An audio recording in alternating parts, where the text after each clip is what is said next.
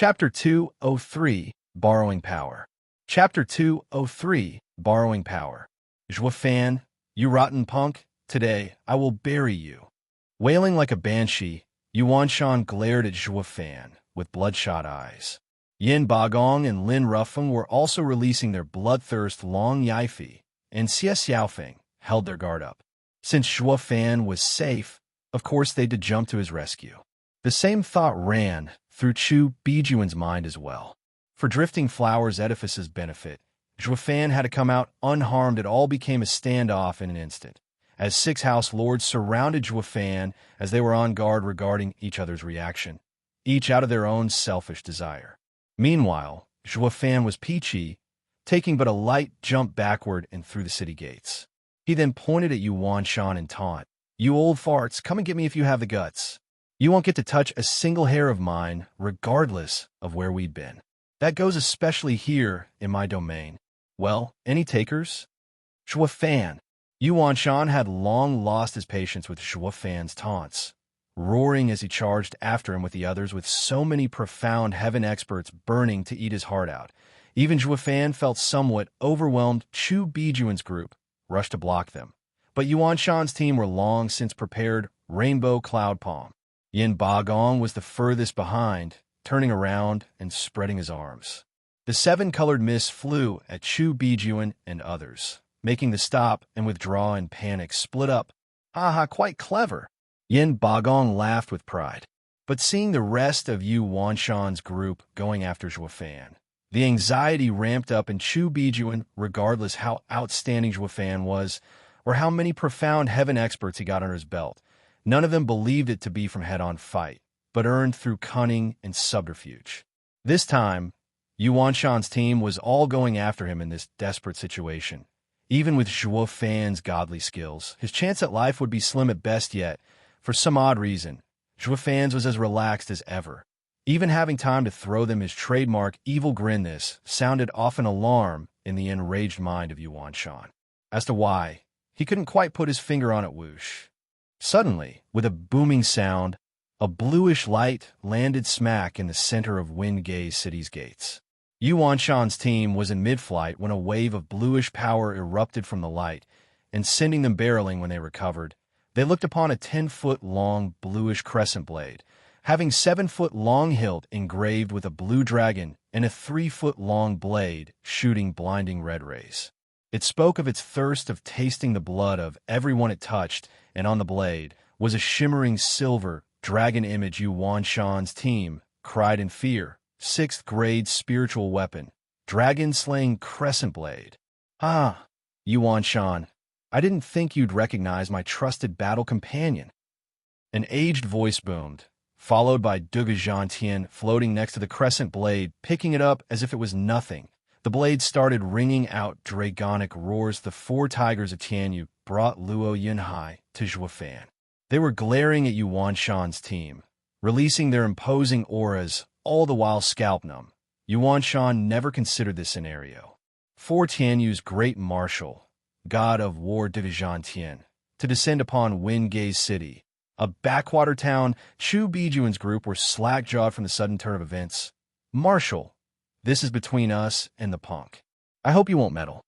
Yuan Shan's brow trembled, his mood sinking dangerously low, making a half-swing with the blade. Duge Zhantian roared, "Ha ha, that's rich. The Emperor ordered me to defend Wingay City, and you're implying your casual words carry more weight than His Majesty's?" "Humph, Yuan Shan, the 7 houses' prestige must have gotten to your head and forgot your place." "What, the Emperor's edict?" Yuan Shan shuddered, his face white as paper. The hearts of the other house leaders hit rock bottom. The whole purpose of Wingay City operation was to test the imperial family's bottom line. If the Luo clan fell to ruins and the imperial family gave a cold shoulder, then they'd ramp up their already obnoxious arrogance to swallow whole every other houses while completely disregarding the imperial family. But now they met face to face with god of war Duge Zhantian of the frontier. This was Emperor's warning to the 7 houses to stay in line this time. They really went and groped the tigers, but Yuan Shan sighed, filled with grievances. He didn't want to grope anything. But the Regent Estate made him now that the tiger left the mountain. Regent Estate would shirk off the blame, falling in the background, while letting them take the fall. The emperor would then make a harsh example of these three houses. The three house leaders looked at each other's eyes, ready to explode in tears. Chu Bijuan's group was elated at their misery. For the first time in a century, the imperial family stood their ground. This should curb Regent Estate's arrogance in the future. At the very least, it would greatly delay their plan to swallow the seven houses grumbling. Yuan Shan cupped his hands. Marshal, knowing that you stand guard at Wengay City, I shall not cross into it. However, Zhuo Fan killed many of our elders and even crippled my fifth elder's arm. I ask that you hand him over for us to handle. This great favor will one day be repaid by our three houses. Since going in Wengay City was out, ripping Zhuo Fan apart wasn't that bad of a trade-off. Frowning, Dugu Zhantian turned his incredulous eyes to Zhuo Fan, as if seeing him for the first time. Is what he said true? The four tigers of Tianyu were also looking at him in amazement. At first, they were impressed such a youth could hold the position of steward in a clan. It was a rare occurrence indeed, but who'd ever stop to think that this kid was so incredible, so outrageous, that he would kill so many of seven houses' elders, perhaps telling them now that Zhuo Fan didn't just stop at killing elders and went a step further in slaughtering Regent Estate's second young master, might perhaps cause their brains to stop working well. Zhuo Fan was caught in the middle, so he chose another path, that of pulling Luo Yinhai forward and cursing at Yuan Shan. What are you droning on about? Do you know how close we are with Marshal Dugu? How dare you have such gall as to ask Marshal Dugu to hand me over? That is outrageous. All were too dumbstruck to even reply. Dugu Zhantian had lived his life by the blade, fighting day in day out on the border. You have no relation to him, zero. So how damn close could you possibly be? Then came Zhuo Fan's laughter in response to their thought. He patted Luo Yunhai's shoulder. Humph, bunch of ignorant fools is what you are. Our young master is Luo Yunhai, Marshal Dugu's fifth godson. Say what? The dull and shocked stares creaked towards Dugu Zhantian. The grand and mighty god of war, second of four pillars, Dugu Zhantian, just up and took a third-rate clan's young master? Could this relation get any more inappropriate than this? Despite being done in a not-so-honorable way and barely a half a month old, Dugu Zhantian was forced to nod. What a shocker! For Luo clan to hug such a big tree was like a pheasant turning into a phoenix. Regarding fame, Luo Yinhai would be no less than at the level of the seven houses geniuses. Kid, don't push it. Knowing where Zhuo Fan was going, Dugu Zhantian gave the brat a warning. Zhuo Fan chuckled in response, borrowing the man's power to lay it down even thicker. Yuan Shan, you got any idea who I am? I'm the great Luo clan steward, the trusted aide of young miss and young master. Asking for Marshal to hand me over is the same as asking for my young master, the same to having Marshal hand over one of his four generals. Now you tell me, will Marshal ever agree to that? Will young master? Will our million-strong Dugu army? That had the expected effect of driving fear into their very bones. Just how did a simple matter got a million warriors in the mix? How? This guy would stoop to anything. Furthermore, you even dare ask Marshal to hand me over? Humph! How then are your houses going to answer for the slaughtering you did in the Luo clan not a few days ago? Zhuo Fan held his chest with pain in his voice. He cried, and he sniffed.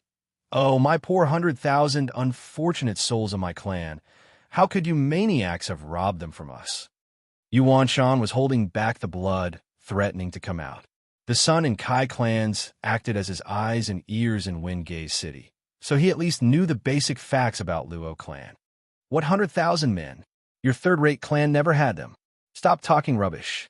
Not even the seven noble houses has that many people. The cheeks of everyone there started twitching, and dark clouds loomed over their faces. Even Long Yaifi, who was the most friendly with Zhuo Fan, scratched his head dazed. I get you're framing them, but can't you be a bit more realistic? Oh, but Zhuo Fan was just getting started, raining charges on the poor blokes. Outside of the vile and inhuman slaughter you've lowered yourselves to, your greatest crime is disobeying Tianyu's most brilliant, wisest, amazing, and sacred Holy Emperor. Our Holy Emperor had explicitly stated this area banned for the 7 houses, but you dare come throwing it in chaos. This is no longer disobedience, but plain insurrection. Marshal Dugu, as the nation's most esteemed patriot, how could you ever allow such conduct to take place before your very eyes? You must strike at once, take their heads, and make them pay their crimes. The Emperor would certainly not punish you for ridding the empire of this foul beasts. Yeah, Godfather, I shall go bring the soldiers here to crush Hell Valley and protect the sanctity of our holy Emperor, your patriotic heart, the people's hope. Striking while the iron was hot, Luo Yunhai cupped his hands and asked Dugu Zhantian for permission to go fetch the million-head Dugu army. Dugu Zhantian felt like cursing right now. How did these 2 brats' topic ended with sicking the army on Hell Valley? This isn't a joke, but the start of civil war. Yuan Shan's team was dumbfounded. Their demand was perfectly reasonable, to settle their grudge with Zhuo Fan. How did it degenerate to making Dugu Zhantian going after them and even sending the million-strong army for their heads? Yuan Shan looked at the rest and saw that everyone was sweating buckets. If these kids spurred Dugu Zhantian long enough, those brats would really get to make him send the army to uproot the millennia-long foundation of Hell Valley. Damn. I had a good laugh, though. It made me wonder why on Novel Update this novel is rated so low. Like 3, 7? Are we even reading the same novel? Well, maybe they were reading the MTL version shared online, which means they don't even understand the humor, though. What do you guys think? Chapter 204, The Dispossessed. Chapter 204, The Dispossessed. Marshal Dugu, you mustn't go believing these brats' nonsense and look at things from another perspective. Civil war, people dying left and right. I'm sure you want to avoid that from happening. Yuan Shan rushed to cup his hands to Dugu Zhantian and spoke anxiously. The others from his team watched tense for any change in Marshal's expression if Dugu Zhantian was going to storm Hell Valley.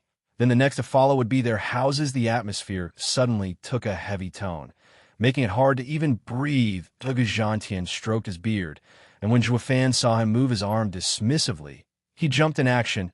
Humph! Valley Lord you! The nerve on you! To dare command Marshal who to attack and who to hand over. You must already be taking those million soldiers as yours. Yuan Shan sent all his hatred and his glare at Zhuo Fan. He would have long since jumped Zhuo Fan and killed this thorn in his side by now if Dugu Zhantian wasn't there to help it. Funny enough, Dugu Zhantian's mind worked the same. He was clenching his fists, wishing he could beat some sense into this egotistical parvenu for using his army. Only Emperor's edict to protect Luo clan stopped him from chalking the life of this damn punk. My army is not Hell Valley's, and it's most certainly not yours. You damn steward. Who do you think you are to represent my army when trying to show off? You even go as far as threaten the grand 7 noble houses. Are you dying to start a civil war? Thank God for Zhuo Fan. Yuan Shan and Dugu Zhantian had no clue of the other's thoughts, or they'd be shaking on it. While putting an end to the kids' play, Yuan Shan took deep breaths to push down the anger and bring out the calm. He chose to relinquish his house lord's demeanor and cupped his hands, speaking in a difficult tone. Marshal Dugu, let us all just take a step back. Since you defend Wingay City, we won't dare to intrude. As for Zhuo Fan, we don't want him. I'm willing to do this for you and forget about today. What do you say? Valley Lord, that punk killed. 5th Elder shouted, but Yuan Shan snapped, quiet. Can't you see Marshal Dugu is in charge here? 5th Elder turned from Dugu Zhantian to the mocking Zhuo Fan and stormed away, outraged, understanding where Hell Valley was going and not wanting to see this spiral further out of control.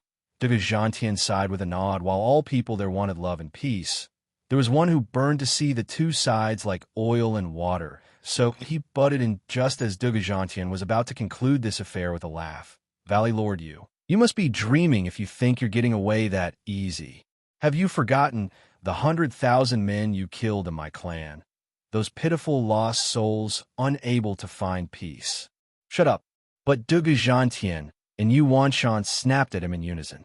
Reeling, Zhuo Fan knew when to quit, so he quietly stood there, not making even a peep. Like an angel, his action made others feel mortified. This kid will stoop to any low, uncaring of appearances, a true parvenu. His talent is a damn waste as a steward. Dugu Gentian stammered. He saw Joie turn from a biting dog into an adorable kitty, as if all that brash talk was not said and was lost for words. In the end, he cupped his hands. Yuan Shan, then we shall let this matter rest here. However, I do feel the need of reminding you, Valley Lord Yu, this empire is under Yuan ruling, not your backyard. I shall keep in mind Marshall's counsel. Farewell. Yuan Shan gave one last salute and left with the others. Yet just a few steps after, his eerie tone came. Marshall, on your way to Wingay City, have you perhaps met some of my men? Dugu Gentian was about to shake his head to a fan's eyes sparkles like stars and grabbed hold of this golden ticket with a snicker and stepped up. Valley Lord Yu, Marshall's 4 generals are of immense valor. How could they waste time on nobodies? Ha ha ha. I urge you to get back and look after their families and put a stop to your men's reckless behavior. Wingay City isn't a place where you can come and go as you please. Yuan Shan spurted blood, his eyes bloodshot. Dugu Gentian, you are truly vicious. I will remember this debt. He only wanted to ask Dugu Gentian what happened to his men hiding in Wingay City. But the marshal had came after the battle and had no clue what transpired. Fan picked up on his intention and cooked up an ingenious reply to Dugu Gentian. This line was vague.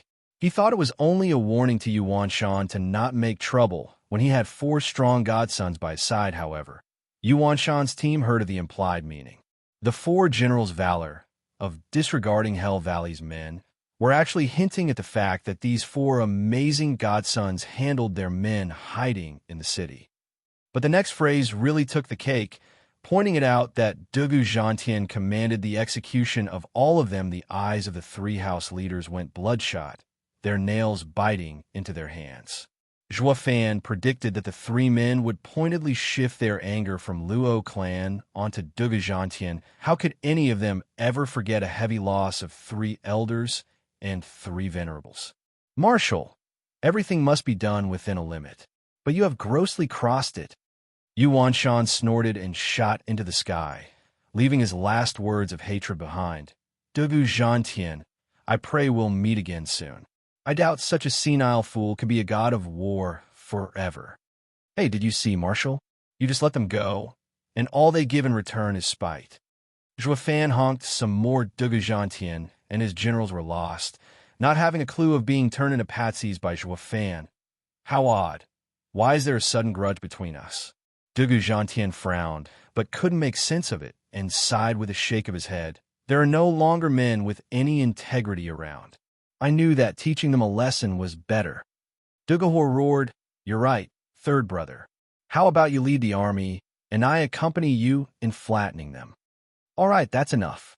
Yanhai, what did I tell you? Don't use my banner to show off and pick on the weak. Dugu Gentian glared at Luo Yunhai, then cursed. Is the Dugu army that easy to mobilize?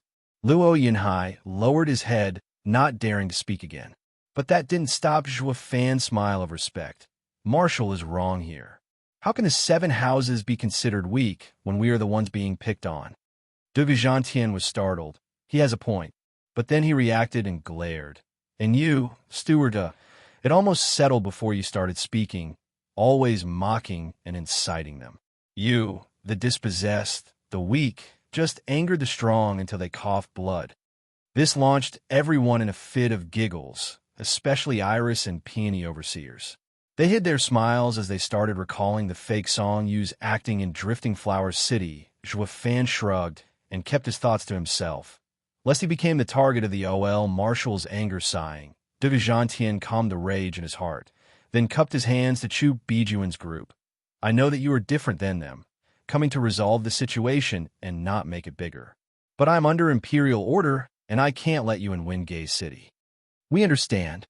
Chu Bijuan returned the gesture. Dugu Gentian nodded and went to his generals. Return to camp. Hold on, Marshal. There are matters young master needs to tend in the Luo clan. Can he? Dugu Gentian nodded to Joie Fan. All right, the kid got me in a foul mood, so I will hand him to you for today.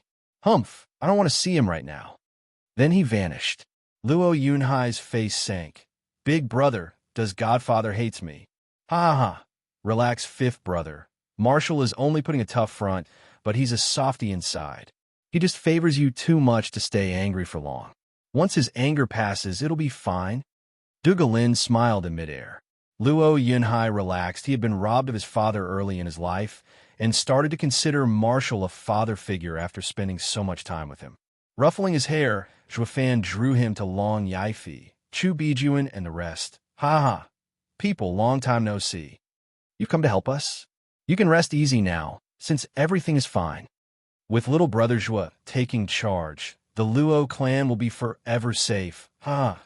Long Jiu said, then introduced, Brother, let me present to you our pavilion lord, Long Yaifi. And here is Sword Marquis Abode's abode lord. Zhuofan had Luo Yunhai pay respects alongside him as Long Jiu introduced. When it was Chu Bijuan's turn, Chu Bijuan nodded before Zhuofan could bow. Qingqing was right about you, Steward Zhua.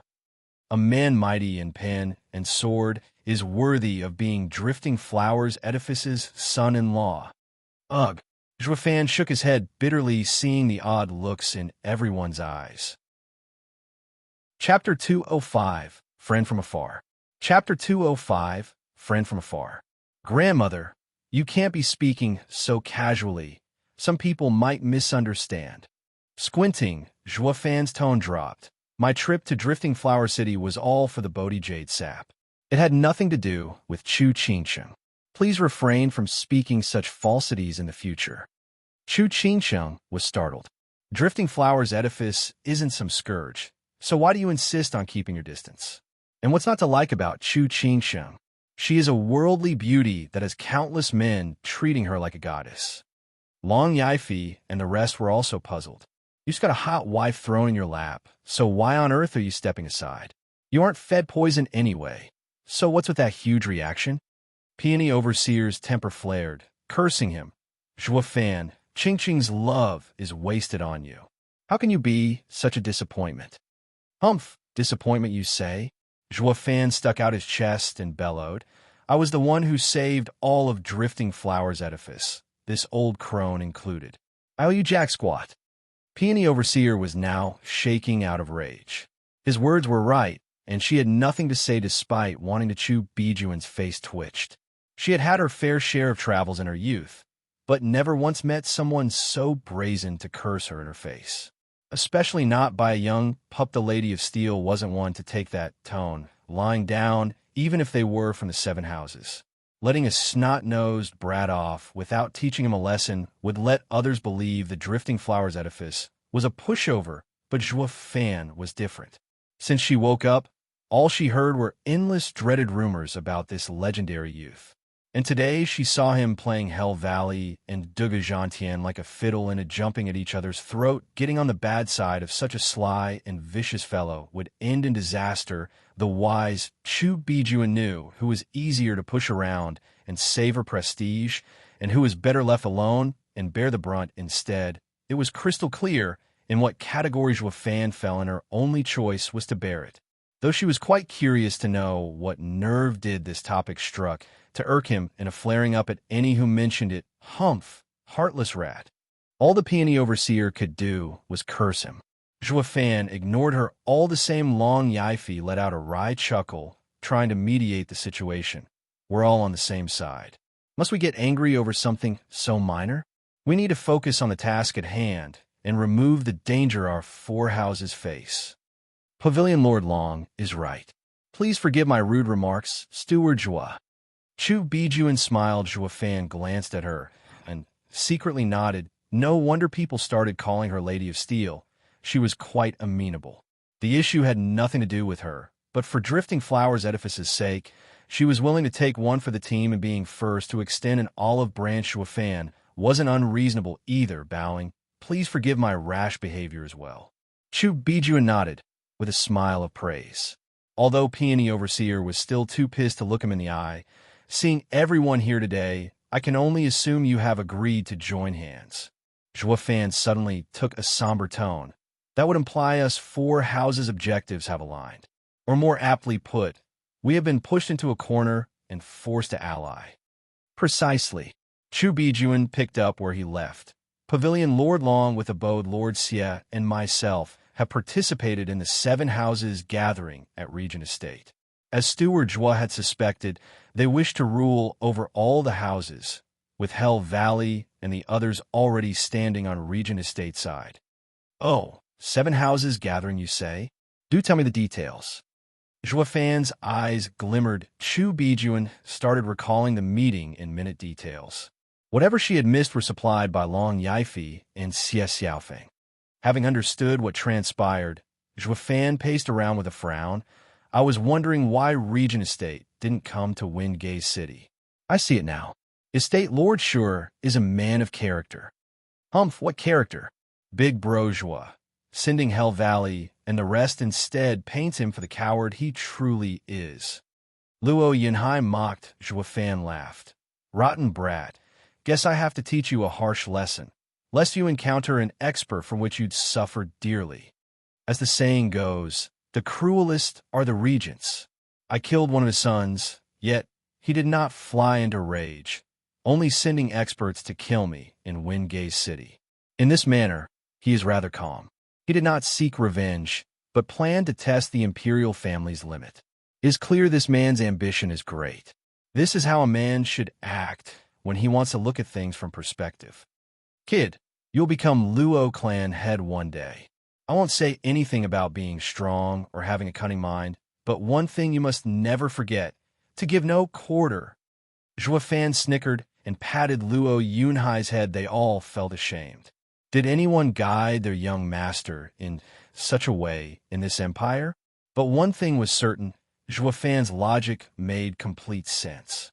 In this cruel and harsh world, things like compassion would only drag one down. Chu Bijuan took a long look at Zhua Fan and nodded.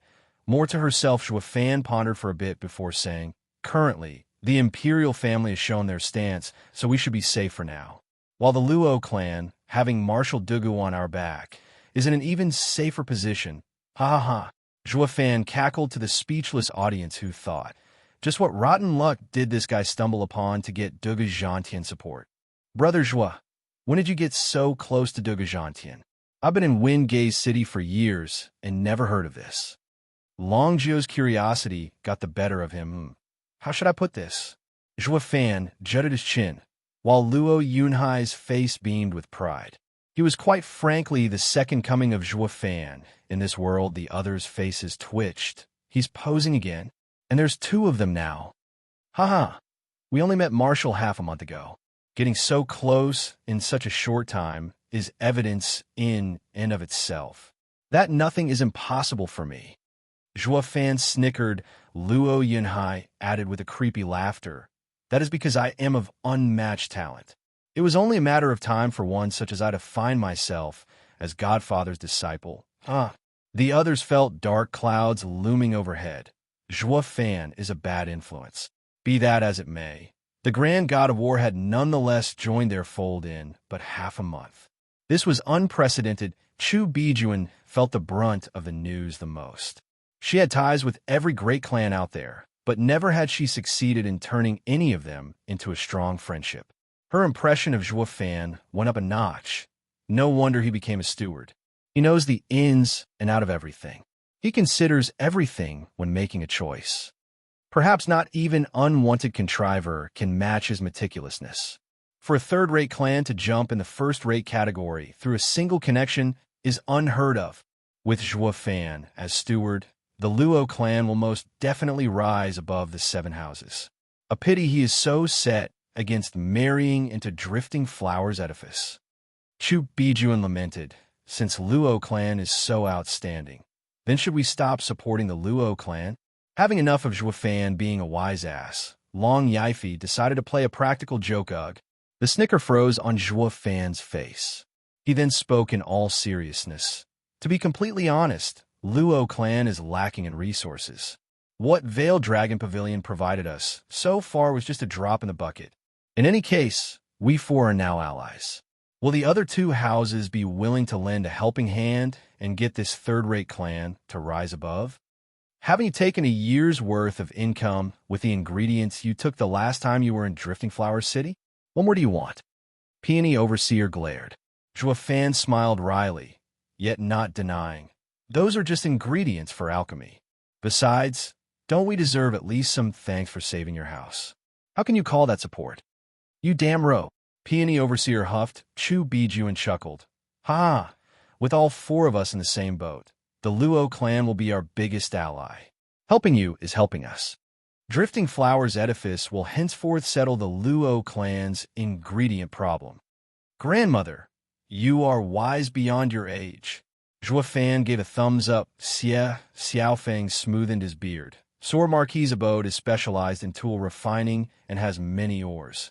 Then we shall supply you with the items needed to make spiritual weapons and demonic treasures. Zhua Fan's eyes shined and laughed inside. Luo clan had many guards, but no weapon or armor to fit them with. He had lately been thinking of who to rob and solve this little snag. Damn that Xie Tianyang. Did it hurt to not tell me this sooner? And you call yourself my brother? Zhua Fan, cursed Long Yifi, twirled his mustache and shrugged. I guess Veil Dragon Pavilion will handle the rest. Oh please, who else is there? You're the best merchant in Tianyu. Zhua Fan perked the corner of his mouth that sent everyone into a laughing fit with this. They all began to see Luo clan as a dependable ally. They were yet unaware what the Luo clan would grow into, but with Dugu Zhantian shading them, it was worth investing in them. Luo Yunhai felt the clan would experience a golden age with how many resources were coming over, and was laughing at the sky. It's good to have friends coming from afar. Iris Overseer praised. He is quite clever, knowing how to gauge a situation. While all smiled, Peony Overseer was snorting at Zhua Fan. True, he's a clever little child, and with proper manners too. Unlike someone else we know. She then said to Luo Yunhai, Tell me, do you know what that means? Of course.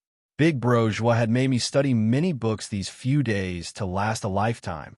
Luo Yunhai laughed as he explained, The more brothers that come, the more I can exploit. A true joy dash. Ugh. Zhua Fan covered his mouth before he could finish. The other looked at him with dark faces, boring holes into him. I'm just a steward and not good at teaching. Zhua Fan blinked his large eyes in embarrassment. The others' faces twitched. On the contrary, you're too highly qualified. One thing was certain, this young master was a lost cause, having been through Zhua Fan's rotten hands. Chapter 206, Leadership. Chapter 206, Leadership. After ironing out a few more details regarding the alliance, Zhua Fan and the rest parted ways, taking Luo Yunhai back to Blackwind Mountain. When he stepped through the gates, he shouted, Old Pang. Captain Pang just returned and was already rushing to Zhua Fan. Brother Zhua, orders? Call everyone handling clan affairs over.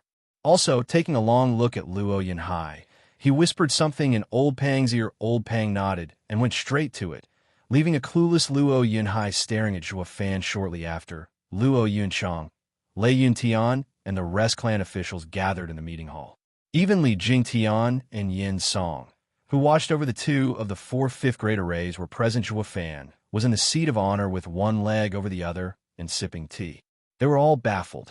Why would this guy call everyone over? Did something happen? Zhua Fan's casual disposition clearly pointed to the opposite, snickering. His eyes roamed over everyone present. I have summoned you all here today to bear witness to the official entitlement of the next clan head.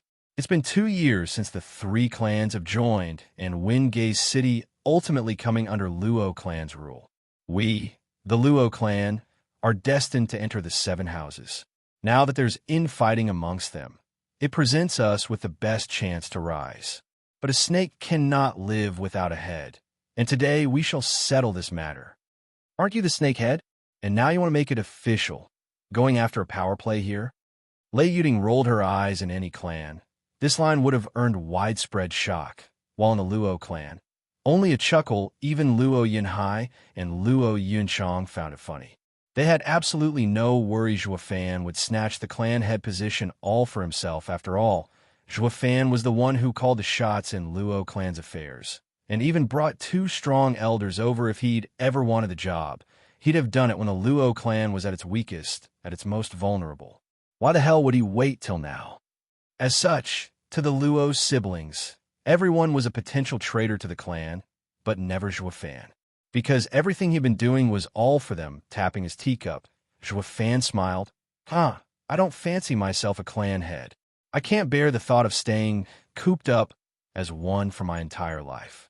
So I've asked for you to witness this kid's title as the next head be in effect. Fan turned to Luo Yunhai, who was staring blankly at this point. Captain Pang brought 4 men into the hall, the 4 traders of Wingay City. Fan had made sure they were kept alive, just so Luo Yunhai would be the one to pass judgment kneel. Captain Pang barked, and the 4 fell. I never liked any of you since the moment I saw you, but this time you only got yourself to blame. Kai Rong and the other 3 shivered with heads lowered from dread. Fan waved, and a steel essence great saber sank into the stone floor. The 4 flinched, so scared they almost peed themselves. Is Fan planning on executing us? Chuckling, Fan turned to Luo Yunhai. Yunhai, as a future clan head, it is your duty to punish these traitors. The others jerked. Now, they realized what Fan was going for. He had Luo Yunhai handle Luo clan's traitors and show his valor as clan head. But was he really going to make a child kill? They all felt restless, and Luo Yunhai couldn't stop shaking. He had always stuck to Fan, copying his demeanor, showing off all the same, but not once did he stop to think the day would come he'd soak his hands in blood. Not this soon, at least, Fan, you're too much. He is but a child. How can you make him do such cruel things? Luo Yunchang rushed to hug her baby brother, while looking at Fan. With reproach, Captain Pang couldn't take it either, smiling wryly. Brother Zhua, is there a need for young master to handle these pests? Let me do it, and spare young master for dirtying his hands. Quiet. Are you the next clan head? Kai Rong is a clan head himself, and only a clan head can settle him. Fan glared. Captain Pang jerked back and kept himself. Everyone was clear what Fan was doing, to establish Luo Yunhai's authority in the clan and start him on the path of clan head. It was high time for everyone to no longer think of him as a helpless child. Li Jingtian and Yin Song slightly nodded. Fan may be somewhat obstinate, but his every action was for the good of the Luo clan. If Luo Yunhai, the nominal clan head, would have someone else solve all his problems, he would no longer need to even think and would waste away. Fan was doing all this, so the Luo clan would have a worthy successor. All understood how much thought Fan put into this. Luo Yunchang's heart was bleeding but steeled herself. Pushing Luo Yunhai towards Fan eyed him coldly, until the child swallowed dryly and sweated bullets. Big bro, don't joke around. I'm just a kid. Luo Yunhai laughed dryly. But Fan's face was unchanging, pitiless. A child without a parent has long stopped being a child. If you don't do this, I promise that you will one day go through the massacre you went 2 years ago. At that time, you will regret not grabbing power. Shuddering, Luo Yunhai was brought back to those cruel times of seeing his Luo clansmen murdered around him, the screaming, her sisters scrambling for their lives, and his eyes gradually hardening. Luo Yunhai lifted the great saber from the floor with a ringing. Seeing him approaching, Kai Rong's group was scared witless. Yin Song's Yuan Qi had the 4 rooted on the spot, unable to make use of their own cultivation. They were so powerless, even a 3-year-old could take their lives. They watched Luo Yunhai get poisoned by Fan's guile and were filled with dread. Yunhai, listen to me. Don't you remember Uncle Kai taking care of you? Our clans are longtime friends. I even gave you shelter, Kai Rong pleaded, appealing to the child's innocence. Kai, shouting, bobbed his head. Yeah. Don't you remember Big Brother bringing you so many toys when I visit your Luo clan? Don't do this to us. Yeah. And sister, Sun Yufei went with the flow, but no matter how much she racked her brains, nothing came out, only a mournful cry. Shit, sister never met you. I'm done for. Sun Clan head sighed as tears streamed down his face. Never had he imagined their mighty clan in Wingay City would live to see the day when a snot-nosed brat would cut their line short. All the other around them looked on with derision. These bastards have no shame, no morals. They're willing to stoop to any low as long as it keeps them breathing. Yet, Luo Yunhai was steadfast, bringing the blade behind them. The screeching echoing from the blade being dragged was their requiem, making their hearts shudder with its tempo. Ding! Finally behind them, Luo Yunhai lifted the great saber way up. They heard the whoosh of the blade, and the fours felt a chill crawling down their spine. I'm dead. They knew Luo Yunhai brushed off their words. They could already imagine their heads falling, closing their eyes, and gnashing their teeth in preparation. Zhuo Fan watched everything coldly as Luo Yunchang turned her head away. The others were about to witness their clan head's first act of exacting punishment to traitors. Whoosh! A cold glimmer flashed, and the four felt a chill. Yet no pain at all, nor any blood was spilled. When they opened their eyes, they saw a strand of hair slowly floating from each of them. Luo Yunhai's childish voice sounded with a hint of power. Luo and Kai clans are friends. My ancestors taught us to be steadfast and righteous. You were never kind to us, but I cannot be cruel to you. I heard how the ancient people cut their hair instead, and with the power invested in me, as the clan head, I have severed your threads. But henceforth, our clans shall be strangers, and the next time you bring harm to us, your heads will roll. As for the Sun clan, I spared them on account of Kai clan, as you were joined by marriage. So stop treating the Kai clan with such contempt. He was after all an elder of our Luo clan, and I hope not to see them in a bitter state after being driven away. The hall was still grave. All watched Luo Yunhai incredulously. None saw it coming, that a child was capable of such integrity. Speaking of justice and benevolence, it struck a chord even in Li Jingtian and Yin Song's hearts. His words may have been naive, but were spoken with resolve. But doing it like this was going against Steward Zhuo's decision. The two hadn't been in the Luo clan for long, but it was obvious at a glance who was the real master here. They turned stiffly to Zhuo Fan to see him gloomy. It was unbearable for one to see the new lord he raised to disobey him in the end, especially if you were one with power. And this was Zhuo Fan, a man who was unruly, snatching power as he wished. This act was no different than having his power challenged Li Jingtian, and Yin Song looked at Luo Yunhai with a sigh. Even if you're the future emperor, as a kid, if you don't mind your tone, but into the war between officials, you'll end up dead. Chapter 207, The Velvet Glove and the Iron Hand. Chapter 207, The Velvet Glove and the Iron Hand.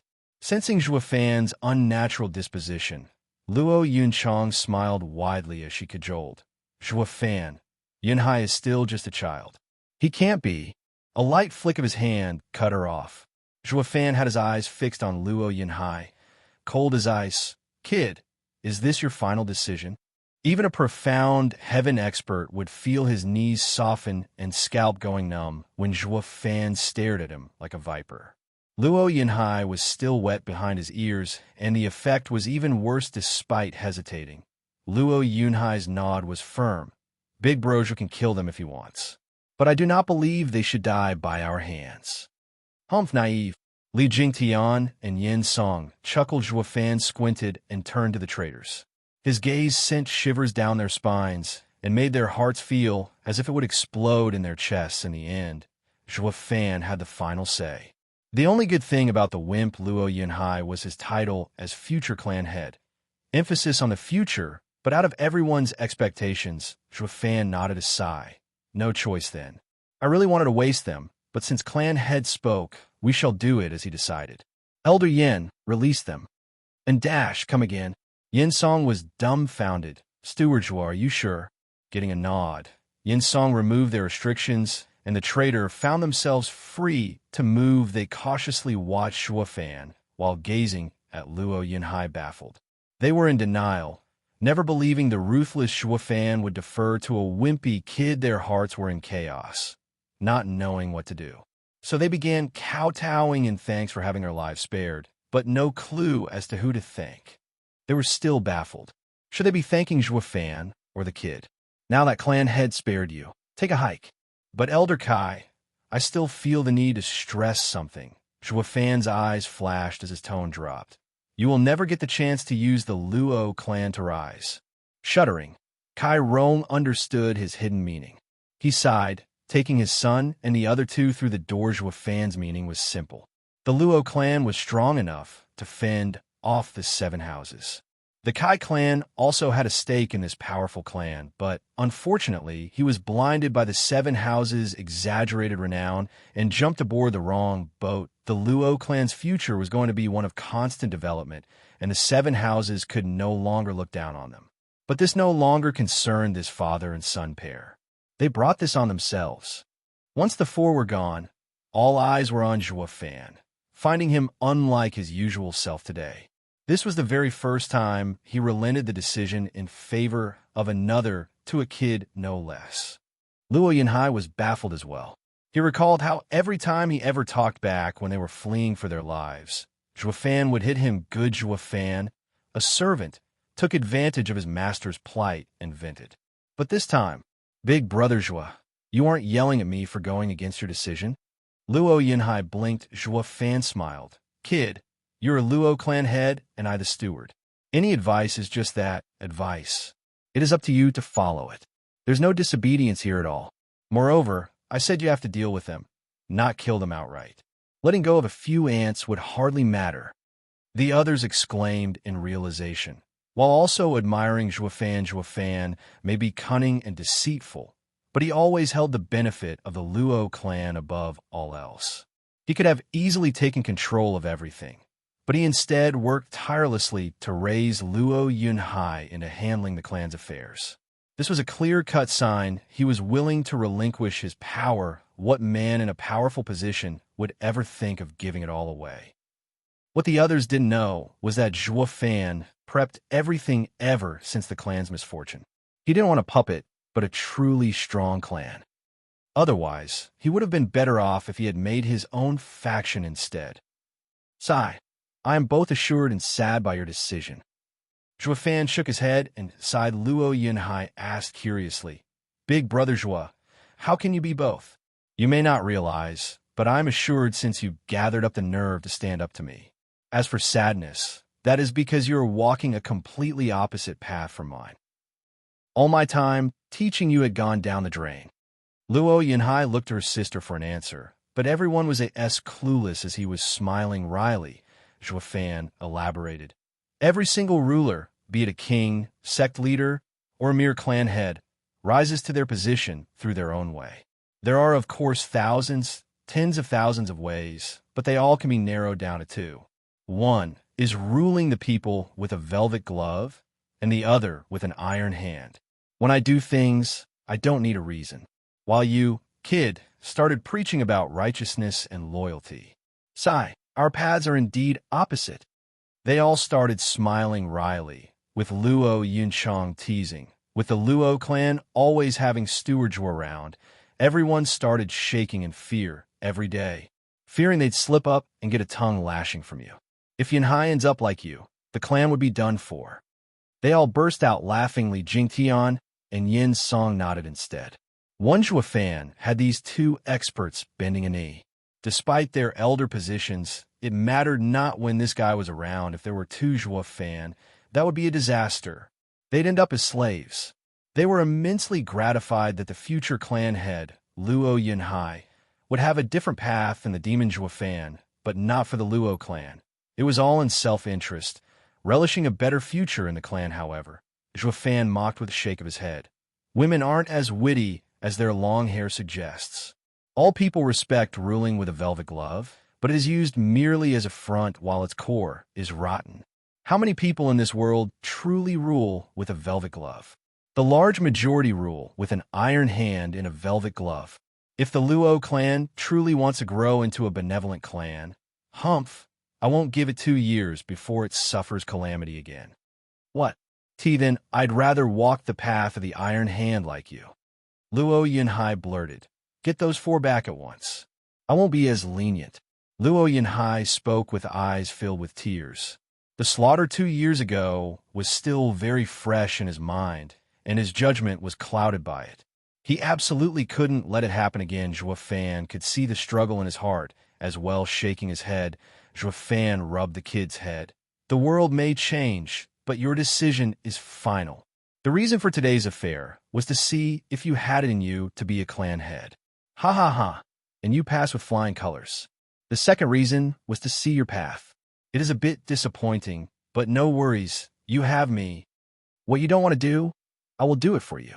You don't want a bloodshed, I will erect a bone tower and throne for you to stand on. You rule with a velvet glove, and I will sweep everything with an iron hand. All until there is no one around to defy your word.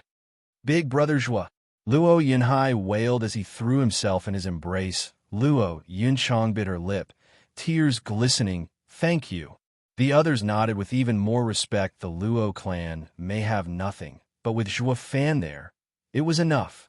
Old Pang, take the brat to Dugu army. He patted Luo's back and smiled. Had your path been the same as mine, I would have guided you in your cultivation. But now I see that old Dugu is the best suited for the job. Captain Pang pulled an unwilling Luo Yunhai away. Zhua Fan turned to the rest. You may all return to your duties. Elder Yin, elderly, you two stay. The others left, leaving only Li Jingtian and Yin Song behind. Zhua Fan sighed. Just how is this possible? I've taught him for half a month already. Is Steward Zhua still not over it? That brat must be like a son to you. Li Jingtian chuckled, but he couldn't hide the admiration. But Steward Zhua, I bow before you in true admiration. If it were me, I'd have long taken power in this wretched and weak clan for myself. I've never seen one as devoted as you. The Luo clan is indeed steadfast and righteous. You have my entire respect. Yeah, Steward Zhua may be doing everything with an iron hand, but you are treating the Luo clan with a velvet glove. Such deep emotions and ethical behavior. I wonder what great favor has the Luo clan head done to Steward Zhua to earn such devotion into raising his children? Yin Song cupped his hands in respect. Zhua Fan rolled his eyes. His relation with the former clan head was non-existent. It was all that damned heart demon's fault. Although his course of action was no longer entirely because of it, as he started to care for the Luo clan. But when it was all said and done, everything was in self-interest, so when they said he was using a velvet glove, he had to chuckle. You two have roamed the land for many years. Do any notable experts in fire and water attributes come to mind? Zhua Fan suddenly asked. They exchanged a glance and said, Why do you ask, Steward Zhua? Squinting, Zhua Fan replied, Luo clan is currently safe, but trouble will soon come knocking. Of the 4 arrays, the Poison Dragon array in the east is handled by Elder Yin, and the Dazzling Gold array in the west by Elder Li, a body cultivator. I still need 2 experts to control the Black Flame array in the south and the Ice Shadows array in the north. If an attack comes, the 4 arrays can fend it off and also correlate with each other in not letting anyone out once they enter. Frowning, Li Jingtian said, 2 names come to mind now that I know what Steward Zhua is looking for. Who? Zhua Fan asked anxiously. Raging Ancestor, Qiu Yinhai, and Ice Moon Witch Xue Qingjian. What, those 2 old monsters? Vicious Pill King yelled and started shaking his head vehemently. Absolutely not. Those monsters are stubborn as mules. They refuse to leave their seclusion even when Regent Estate invited them. The Regent Estate ended up forcing their way to them only to suffer dearly. None disturbed them since. Oh, and how is their strength? Zhua Fan raised an eyebrow. 5th layer of Radiant Stage. Li Jingtian's eyes shined. I once fought with them myself. If the fight was one-on-one, I would have won, but they were working together, water and fire combined. Not even 5 of me could endure their attacks for long. Oh, they know how to combine fire and water? Very good. It's settled then. Zhua Fan grinned. We're off at sunup. But Steward Zhua, how do we invite them? Yin Song blinked in worry, snorting. Zhua Fan snickered. What invitation? I have always used an iron hand in everything. Elderly, do you still have the 2 spring pills? Of course, it's such an amazing pill and can't bear to throw it. Ha ha ha. The 3 shared a glance and started snickering evilly. Chapter 208, Fire and Water Conflict. Chapter 208, Fire and Water Conflict. At the crack of dawn, Zhua Fan started on his journey with Li Jingtian to find those two old monsters without so much as a goodbye. He left Yin Song behind. Luo Yunchang was mad after she heard Yin Song tell her this. He's leaving and going whenever like this place is a tavern. Lei Yuding was just as pissed, because ever since his return, he has not once talked to her. They only spoke about the affairs of the outside and the Luo clan, never freely. Humph, that brat must be seeing someone outside. Lei Yuding's jaw was in a vice, her knuckles white, ready to pounce like a tigress 3 days later. Dugu Zhantian had received imperial summons to return. The Dugu army left swiftly, taking with them Luo Yunhai. Since he was his fifth godson at the moment of parting with the Luo clan, Luo Yunhai felt somewhat sad seeing that Zhuo Fan wasn't there to see him off. It was normal for Dugu Zhantian to go off to war for decades, and who knew when the two would see each other again. He started feeling down. Luo Yunchang rubbed his head in an attempt to console him, but it proved useless. Zhuo Fan came and went as he pleased. Though all knew he always had the Luo clan's best interest in every move, but every time he does this, it leaves everyone with a cold feeling. You could at least say goodbye to the child. But Zhuo Fan never even considered such trifles. He only had long-term returns in mind. 3 months later, 2 men stood in front of a 100-mile-long steep and winding mountain range. Not able to see the end of it caused Zhuo Fan to sigh. The mountain before them was called Snowfire Peak. One half was covered in endless snow, while the other in towering flames that made the entire sky shimmer from the heat. Its scorching blaze burned everything in a 10-mile radius. What was curious about it was the middle ground where the ice and fire met. The transition was jarring, as if someone drew a line. One step you'd be in ice, the next in a furnace. People couldn't help but sigh at the world's wonders. But Zhuo Fan knew this wasn't made by Mother Nature, but men. This used to be a vibrant place full of life, not the Snowfire Peak, what was called today. This happened due to 2 old monsters staying here. They up and started trading blows, shaping the mountain range with every exchange into this, a hell of fire and ice. How long did they fight to change the place so damn much? Zhuo Fan sighed, but in his mind, he approved of such actions. Even in the Radiant stage, such power was impressive for these experts to have. They sure fit the bill for who he was looking for. Li Jingtian laughed wryly. Steward Zhuo, they're a couple that used to fight against Tianyu and cause fear at their mere mention. But their character is strange, to put it mildly. They each cultivate an opposing cultivation method. They are unreasonable and do not answer to anyone. In the end, they settled here and the empire calmed. Though they did ruin this fine place into this, Since that's the case, how come Regent Estate couldn't get them? Zhuo Fan raised an eyebrow, shaking his head. Li Jingtian sighed. Steward Zhuo, this pair is bizarre to extreme. You need to look beyond their mere lover spat. Once an enemy comes, they both rise to meet it. Their cooperation is seamless. At the time, 10 Radiant stage experts were forced to withdraw, beaten to a pulp and filled with anger. I see. They look to be at odds, but their hearts are together. To protect each other. Zhuo Fan nodded hum. Then, a sudden soul ripple passed over the two. They realized on the spot they'd been spotted. Elderly, you know what to do, right? Zhuo Fan spoke, coldly snickering. Li Jingtian nodded. Of course, outsmart our betters, huh? Li Jingtian. With a whoosh, a man in red came from the burning side of the mountain range, bellowing with such rage that jarred the two's ears. Zhuo Fan eyed him carefully. He was a bald man in his 60s, had vibrant eyes as if they could shoot out flames, and heat seemed to be coming from his body constantly, not 30 meters from him. Zhuo Fan could feel as the scorching heat was evaporating even his sweat. He reckoned that any closer would have him combust. His fire yuan qi is so pure. Zhuo Fan admired. Li Jingtian took a step in front of Zhuo Fan to shield him and shouted, Qiu Yanhai, it's been ages, but more uncouth than ever, it seems. You even released such pressure in front of a junior. Humph, uncouth. Were you and Regent Estate any different? There were 10 of you, and only 2 of us back then.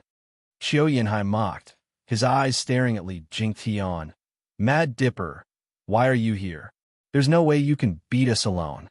Snickering, Li Jingtian said, Raging Ancestor, take it easy. I've not come as your enemy. It is this young master of ours who has a fire physique, and the imperial tyrant body art isn't suited to him. I was tasked by the estate lord to bring him here, so you can take him as a disciple. Disciple. Qiu Yanhai frowned. Your region estate has many cultivation methods. Why must you come for mine specifically? Ha ha ha. You're absolutely right. Region estate has many cultivation methods, but none greater than imperial tyrant body art. This young master wants to go higher, and has to train in the best fire cultivation method in the empire. Which brings me to you.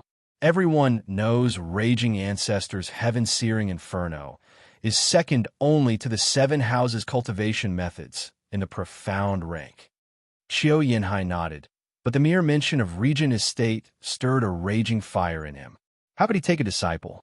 He snorted. Li Jingtian, you've become more yellow on the inside ever since you joined the Regent Estate. If you want to show some goodwill in wanting me to have this kid as a disciple, the estate lord should have come himself. But seeing you here instead proves all of Regent Estate is only a den of dogs. Li Jingtian was starting to get angry. Humph, I'm the yellow-bellied one? We'll see who is real guts once you swallow this thrifty little bloodworm. Raging Ancestor, enough bullshit. Will you take him or not? No, Qiu Yanhai barked. You dare ask me to take your young master as a disciple when your 10 venerables had us too surrounded back then? Li Jingtian, you think I'm as gutless as you? Li Jingtian gnashed his teeth, his patience wearing dangerously thin. He could only curse. We'll see soon enough. But just then, an annoyed voice sounded. Elderly, your boasting of Raging Ancestor to high heavens barely convinced me to come take a look. And what do I see now that I'm here? Hardly anything to look at. He's even worse than our profound heaven elders. Qiu Yanhai looked to see Zhuo Fan mocking him and snapped. Cut the crap. I once fought 10 of your venerables and didn't lose once. How dare you say that? Isn't it?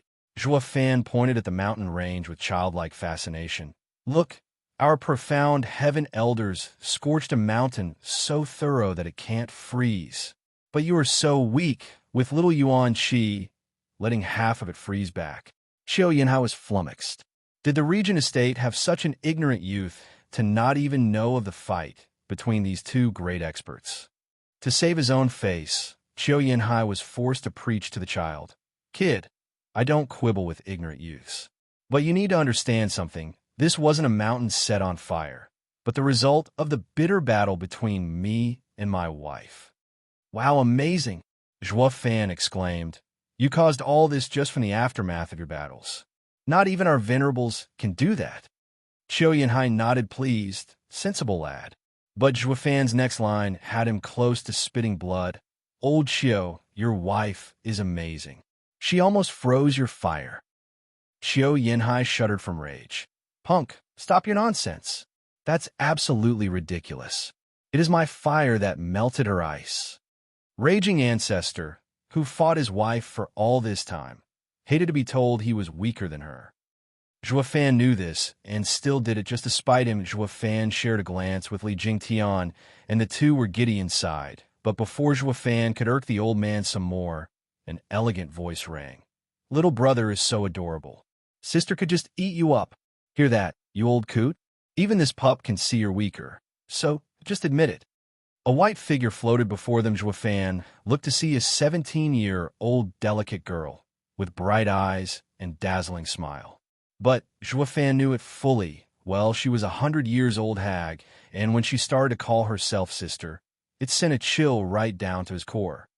He just couldn't make sense of something. The higher one cultivated, the long one's life was, and the stronger one got. But this woman fancied wasting some of her cultivation to keep herself young and fit, to look like a fetching lady. If this part would have been used to improve her strength, she would have soared by now. Wouldn't she have beaten the old guy ages ago? Zhuo Fan shook his head. It was simply beyond his understanding, but that was normal. A pragmatic and cynical man who only saw gain would never understand why a woman dolled herself for her man. Chapter 209, Extreme Fire and Extreme Water. Chapter 209, Extreme Fire and Extreme Water. You're so pretty, sister. Zhua Fan entered kid mode the instant he saw her. Raining fake praises on her, the woman started pinching Zhua Fan's whittled cheeks with a smile of joy.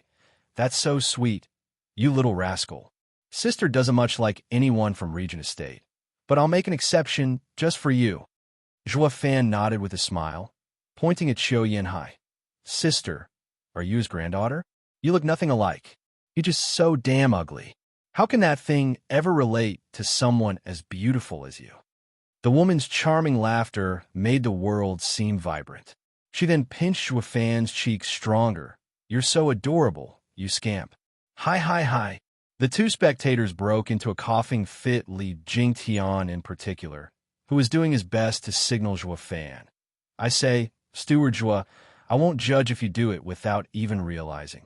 But if you're doing it knowingly, sigh, have you no conscience? Xiao Yanhai stared a hole into Zhua Fan and cursed. Are your eyes for decoration? That hag is 100 years old. Even while using some cultivation to keep up appearances, her aura is nothing like that of a young lass. You mean to tell me that in all your time, cooped up in Regent Estate, you've never even seen a girl? Oh, the woman replied before Zhua Fan could, with a biting remark. Old fart, just where exactly do you see me as a grandma, and not a lady? You want to be slapped? If I rest my case. What lady in her right mind would call herself grandma? You're so old, but ever shameless. Xiao Yanhai mocked. The women went red and huffed in anger as she sent a palm attack in a flash of white. Even the shimmering heat around them started turning into ice crystals. Xiao Yanhai was fully focused on fighting back. With a flick of his sleeve, a blaze erupted, blocking the white light. Old crone, you want to go at it again? And what if I am? Who told you to run your mouth before this child that this grandma is old? So what if I call you old? You're so on in years, yet still thinking of raising a cherry boy into your sugar daddy? Shut your mouth, you old fart. The two snapped at each other at every chance they got. Zhua Fan and Li Jingtian smiled inside. It was then that Li Jingtian shook his hands vehemently. People, I came here for this child to get a master, not to see a lover spat. And since Brother Qiu is very much against the idea, we'll be taking our leave. Later, sister. Zhua Fan waved sadly at the woman. The woman's heart softened and shouted, Wait, I love this child dearly. I'll teach him. You can teach shit. He has a fire physique, and only my fire cultivation method fits him. Why are you butting in when you're just a water cultivator? Xiao Yanhai retorted sourly. The woman brushed him off as she puffed out her chest. Grandma, fought with you for so long that I figured out your heaven-searing inferno and know it like the back of my hand. Why can't I take this kid in?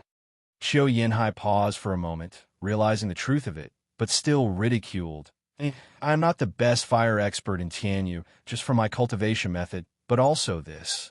His hand was holding a rumbling scarlet flame. Zhua Fan's eyes widened in shock. Heaven and earth spirit flame. Earth erupting fire sea.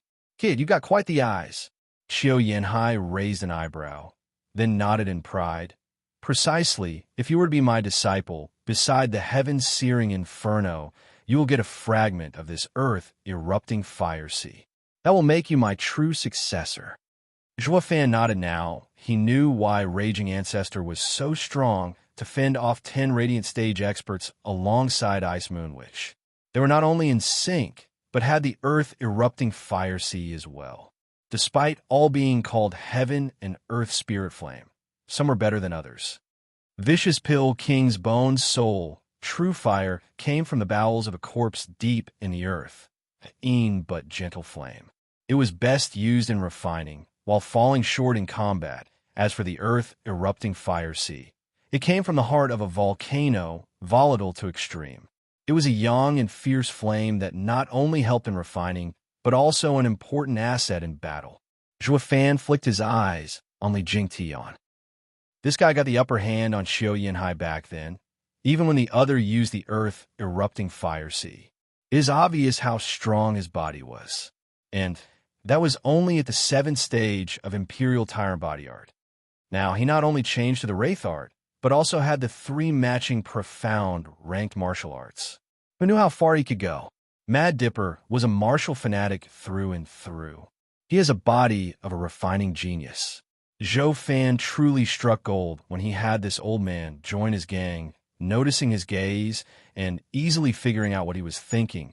Li Jingtian chuckled with his head thrown back. Sister, he said I can get the heaven and earth spirit flame if I become his disciple.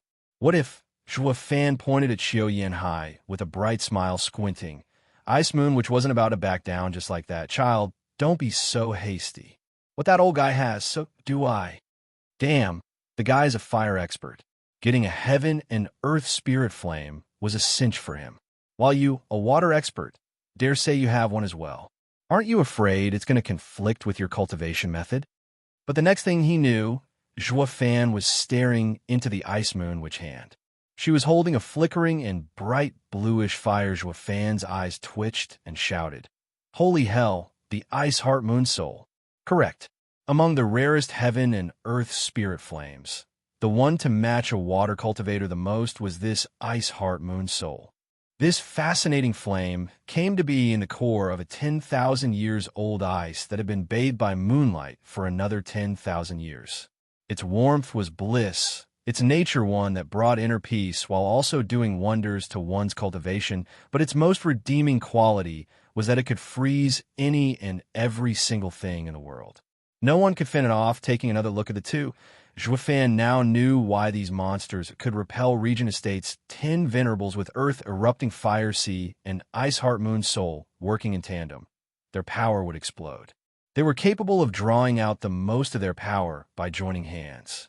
That was how they beat those 10 Radiant Stage experts. Oh my, you sure know a lot, child.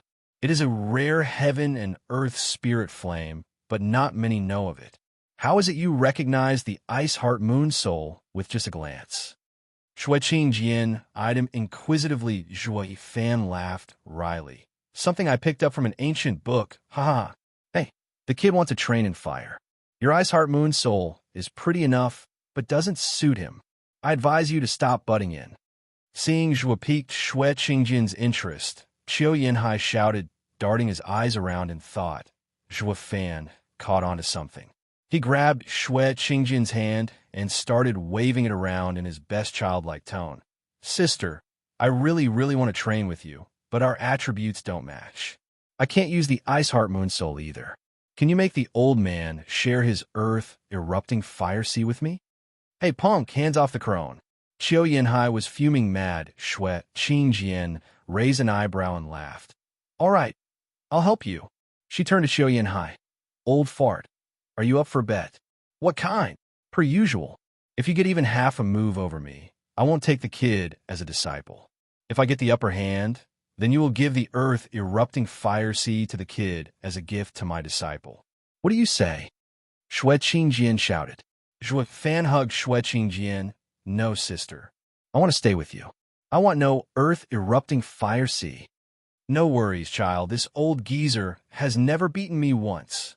Patting his head, Shueqing Jian giggled. Qiu Yanhai was pissed off by the taunt. Damn punk. Didn't I tell you to lay off the crone? No way. Shueqing Jian and Zhou Fan jutted their chests and replied at the same time. One could almost see steam coming out of Qiu Yanhai's head. But since he didn't dare flare at Shueqing Jian, he directed it all on Li Jingtian. Old freak, you brought this pretty boy. After I finish here, I'll settle the score with you. Li Jingtian shrugged. Fine, it's a deal. Huffed Qiu Yanhai. Let's go to our old place. He vanished the instant he finished talking. Shueqing Jian laughed and followed, with Zhou Fan shouting behind her, Sister, I don't care about that fire. Just don't get hurt. But when the two were gone, Zhou Fan flipped back to his calm and calculating face. Have a pleasant flight, you too. Aha! Steward Zhou changes faces quite fast. If I didn't know you any better, that innocent act of yours would have taken me in from the start, thinking you're just a naive kid. Tone down the flattery. Zhou Fan snapped his flickering eyes on Li Jingtian. You think those monsters are that easily fooled? Humph, they were always on guard. Does that mean our plan is botched? They won't fight? Hardly. Zhou Fan snickered. Oh, they will fight all right and go all out as well. Because whenever the old hag wants a fight, the old guy will naturally assist her. but they will always be on guard because of you. Li Jingtian frowned. Zhuo Fan continued with a chuckle, while disregarding me completely. Just then, a massive boom echoed, followed by the sky splitting in half. One side was filled with a raging inferno to burn the world asunder, while the other a fierce blizzard capable of freezing everything. Zhuo Fan snickered. One is extreme fire and the other extreme water, but neither can escape from my palm. I must have these elders. Chapter 210, Mad Battle of Fire and Water. Chapter 210, Mad Battle of Fire and Water. Boom! With shocking explosions that reached the ninth heaven, all the clouds scattered. It felt as if the world was heading to the end, and the earth quaking so hard it would crack open. Zhuo Fan and Li Jingtian were spectating at the foot of the mountain, nonplussed about it all. The battle went for 3 days. Despite the raging inferno towering on one side, it was unable to thaw the imposing glacier on the other side, even a fraction raging ancestor and Ice Moon, which went back to their usual stalemate half a month later. Their battle only escalated. So much so that even Zhuo Fan and Li Jingtian could feel in danger. They had to retreat 100 miles finally after a long 2-month raging battle. It showed signs of subsiding. Zhuo Fan snickered. It won't be long now. After a constant 3 months racket, the place had finally become silent with one final boom.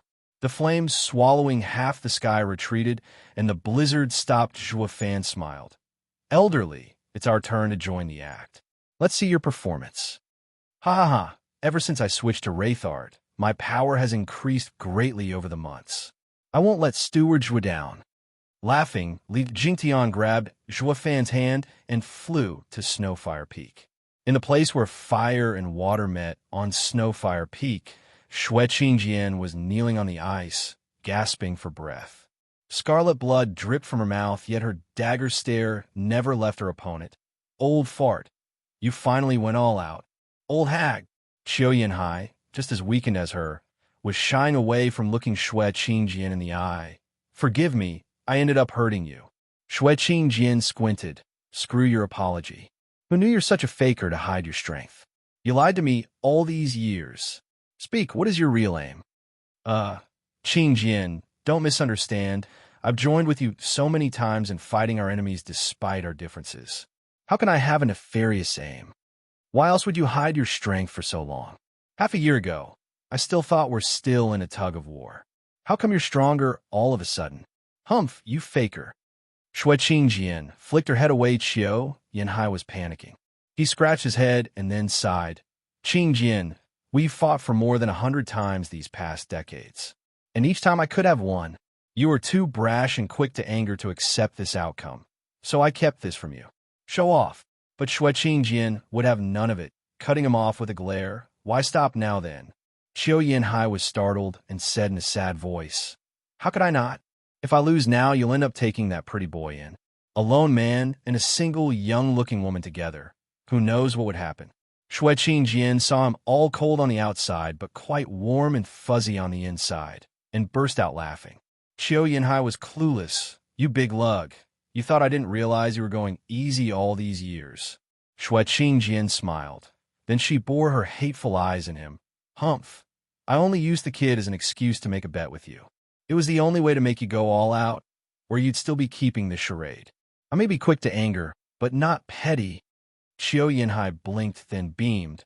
You mean you didn't fancy the pretty boy? Well, Xue Qingjian showed a teasing smile. May not necessarily be untrue.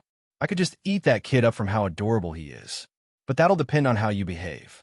If you dare lie to me again, I won't stop at just one. I won't. In the rare case we fight again, I'll make sure to go all out and beat you silly. What? Xue Qingjian glared at him. Qiu Yanhai shrank back, smiling wryly as he scratched his head.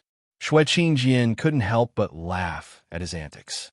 The pair's decades-long spat had finally experienced closure. Whoosh! Suddenly, Li Jingtian brought Zhuo Fan over. Zhuo Fan was shocked to see Xue Qingjian hurt and ran over. Sister, you're hurt. Here's a pill to help you recover. Hey, brat, you're not allowed to get too close. The old hag lost. Qiu Yanhai saw Zhuo Fan, so concerned over her, and jealousy won over him again. Zhuo Fan took out a vial for her. Sister, this spring pill can heal you and restore your Yuan Qi. Take it. Shui Qingjian frowned. She had her guard up even towards this seemingly innocent youth Bam. Suddenly, the vial flew from his hand. Zhuo Fan turned to see Li Jingtian, watching them coldly. What are you doing, elderly? Young master, they are Regent Estate's enemies. Now that they're weak, it's the best chance to kill them. Li Jingtian spoke with towering bloodthirst shining in his eyes. Shui Qingjian and Qiu Yanhai paled, and Zhuo Fan panicked. He spread his arms in front of Shui Qingjian. Stop, elderly. Aren't you here to help me get a master? Why? That would have been perfect, but killing them would be so much better. Snickering, Li Jingtian snorted. Young master, step aside. I don't want to hurt you, or worse, kill you. I cannot bear such responsibility. Li Jingtian, how dare you? My dad, not even the estate lord can save you. In fact, he may even agree to my actions. Exchanging a kid's life for two old enemies is totally worth it. Li Jingtian glared at Zhuo Fan. Zhuo Fan reeled 2 steps back in fear. Unable to accept the cruel reality, Shui Qingjian and Qiu Yanhai nodded at each other. This was more like Regent Estate style. Oh, the pill, Zhuo Fan shouted. He started searching frantically for it. Sister, take the pill and recover. Li Jingtian squinted and sent a palm attack around where the vial landed, but a sudden figure blocked it. Raging ancestor Shui Qingjian then picked the vial and said, Little brother, is this pill that good? Of course. Zhuo Fan smiled and gleefully Jingtian shuddered, worried she was going to take the pill. He charged at her with another palm attack, but Qiu Yanhai was there to block him again, using his earth-erupting fire sea to launch a sea of flames boom. Earth-erupting fire sea was strong, but Li Jingtian had toughened up since before. And since Qiu Yanhai had fought for 3 months, he was no longer Li Jingtian's match. Fresh blood spurted from Qiu Yanhai as he flew into the air. Li Jingtian then shot for Shui Qingjian, fire and water combined, dragon and phoenix. Shui Qingjian and Qiu Yanhai shouted at the same time. Their hand signs synced, and a pair of fire dragon and ice phoenix formed behind them. The fire dragon was made from the earth erupting fire sea, and the phoenix from the ice heart moon soul. The two pointed, and the mighty creature fused their powers, charging for Li Jingtian. With the phoenix and dragon working in tandem, their powers were feeding off each other, growing tens of times stronger when they arrived before Li Jingtian. They were 1,000 meters large. Zhuo Fan clicked his tongue inwardly. This is a fire and water combining art that amplified each element's power geometrically. Even a 6th-layer Radiant Stage expert will receive a heavy wound taking such an attack head-on. But that was regarding your run-of-the-mill Radiant Stage expert. And Li Jingtian was anything but that. Zhuo Fan didn't notice a snicker creeping on his lips. He was fully confident of Li Jingtian, and sure enough, Li Jingtian didn't lose his calm in front of such an onslaught. With a shout, his entire body was covered in black energy, the Wraith art. Li Jingtian turned into a black diamond and charged the attack as a black dragon image formed behind him. Wraith Style's first move, soaring demonic dragon. Roar! The whale threatened to collapse the skies. A black dragon was facing off against a pair of fire dragon and ice phoenix. The impact affected even the Snowfire Peak. Despite being covered in ice and flames, it threatened to crumble in the aftermath. Roar! With another dragon roar, Li Jingtian saw he was caught in a deadlock and shouted, Wraith Style's second move, Ghostly Dragon Claw. The fire dragon and ice phoenix were swept by a claw, exploding in wails. The shockwave even stripped the Snowfire Peaks, ice, and fire. Rumble. The rumbling continued as the waves spread across the entire mountain range, removing the ice and fire completely. Shui Qingjian and Qiu Yanhai were thrown back dozens of steps. They were looking in fear at Li Jingtian, as if he was a demonic god. Even exhausted as they were, they would have had no trouble fending off the old Li Jingtian. But it was clear that Li Jingtian wasn't the one of old. He was a true Mad Dipper now. He was unlike his past self. Now, he was like a living demonic god, tens of times stronger than both of their weakened selves' attacks combined. That's no Imperial Tyrant body art. What freaky art are you training in? Qiu Yanhai swallowed in shock, grinning. Li Jingtian was immensely pleased by his progress and also grateful to Zhuo Fan. Humph, the dead need not know. The two jerked, knowing now Li Jingtian was not going to stop until either side was dead the way they were now. They were no match for Li Jingtian. That left them with one choice only. Xue Qingjian looked at the vial in her hand, at the spring pill inside Zhuo Fan, snickered secretly. Hook, line, and sinker. Chapter 211, Two Spirit Animals. Chapter 211, Two Spirit Animals. Sister, run. I'll hold him off. Zhuo Fan shouted. He threw himself at Li Jingtian to hold him back. Li Jingtian barked. Young master, what are you doing? Don't force my hand.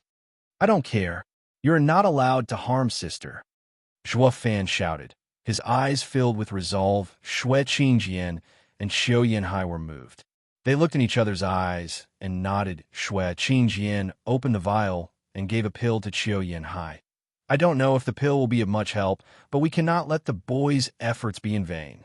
He, old hag, that pretty boy must have got under your aged but still pretty skin.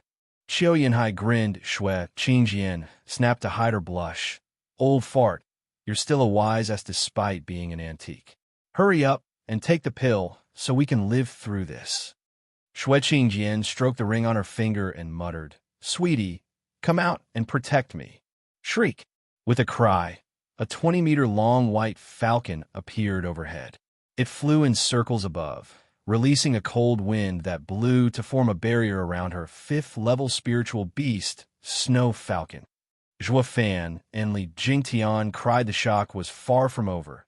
As Qiu Yanhai also shook his hand with a smile, a roar echoed in everyone's ears as a scarlet tiger with flaming wings came out of his ring. The scarlet tiger circled Qiu Yanhai. Its 10-meter-long tail flicked at a 50-meter-tall cliff, rendering it into rubble. Its fiery eyes staring daggers into Li Jingtian, fifth-level spiritual beast, Earthcore Flame Tiger. Li Jingtian's eyes trembled, as did his heart. He was in ever more awe of Zhuo Fan. It all went just as he said. This old pair may have fought each other till they went senile, but still had kept a hidden card to deal with him. He didn't see such spirit animals the last time they fought, thus making them the couple's last card. Zhuo Fan was also wide-eyed, rather from excitement than fear. The more the old monsters had up their sleeve, the more he felt they were worth the effort. Young master, step aside. I have to settle them here and now. No, Li Jingtian roared, but Zhuo Fan still held him tight. Irritated, Li Jingtian slapped Zhuo Fan. Then you only have yourself to blame for what comes next. Despite the fierce palm attack, Zhuo Fan showed no fear. Xue Qingjian's eyes jumped, but only shouted, Kid, we will avenge you. Xue Qingjian and Qiu Yanhai swallowed a pill each without an ounce of hesitation. They sat cross-legged to absorb it, as the two fifth-level spiritual beasts stood guard creek. Li Jingtian's deadly palm grounded to a halt. Zhuo Fan snickered, easily slapping the palm away paw. Zhuo Fan straightened and eyed Li Jingtian with a wicked smile. All that's left is for them to absorb the pill. Ah, Steward, Zhuo truly works in mysterious ways. You're far more cunning than that unwanted contriver. Those two actually took the so-called pills. They used to be so cautious about everything, only to fail in the end. Li Jingtian laughed. The two spiritual beasts were stunned. Their masters called them out to stand guard. But why was it that this old guy was taking his sweet time with not even a measly intention to attack? Zhuo Fan snickered. Elderly, easy on the flattery. There's nothing mysterious about my skills. I only guided them to this outcome.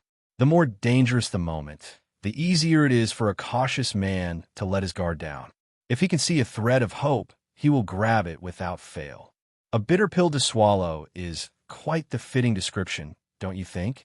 All I did was set up the stage for this peril to unfold and make them swallow a pill they had no knowledge of. Li Jingtian's eyes shined in admiration. He is mighty in the pen and the sword. His methods are convoluted and impossible to see through them. He is the genius of the millennium. By the way, Zhuofan, Li Jingtian puzzled, elderly, you said Regent Estate wanted to subdue this pair and even sent 10 radiant stage experts. But didn't unwanted contriver Lung Wuchang pull any tricks? Aha, of course he did. Only he lacked your bloodworms. So his only plan was to surround the two with Regent Estate's forces. But it backfired instead, and the matter was dropped. The estate lord at the time wanted to force the pair into submission, but was forced to forget about this when they were just too stubborn and had no way to make them capitulate. Zhuofan nodded. It wasn't Lung Wuchang's fault for not succeeding, but the lack of means to do it. Without his bloodworms, even Zhuofan would have gone home empty-handed as they talked. The couple slowly opened their eyes and shot to their feet.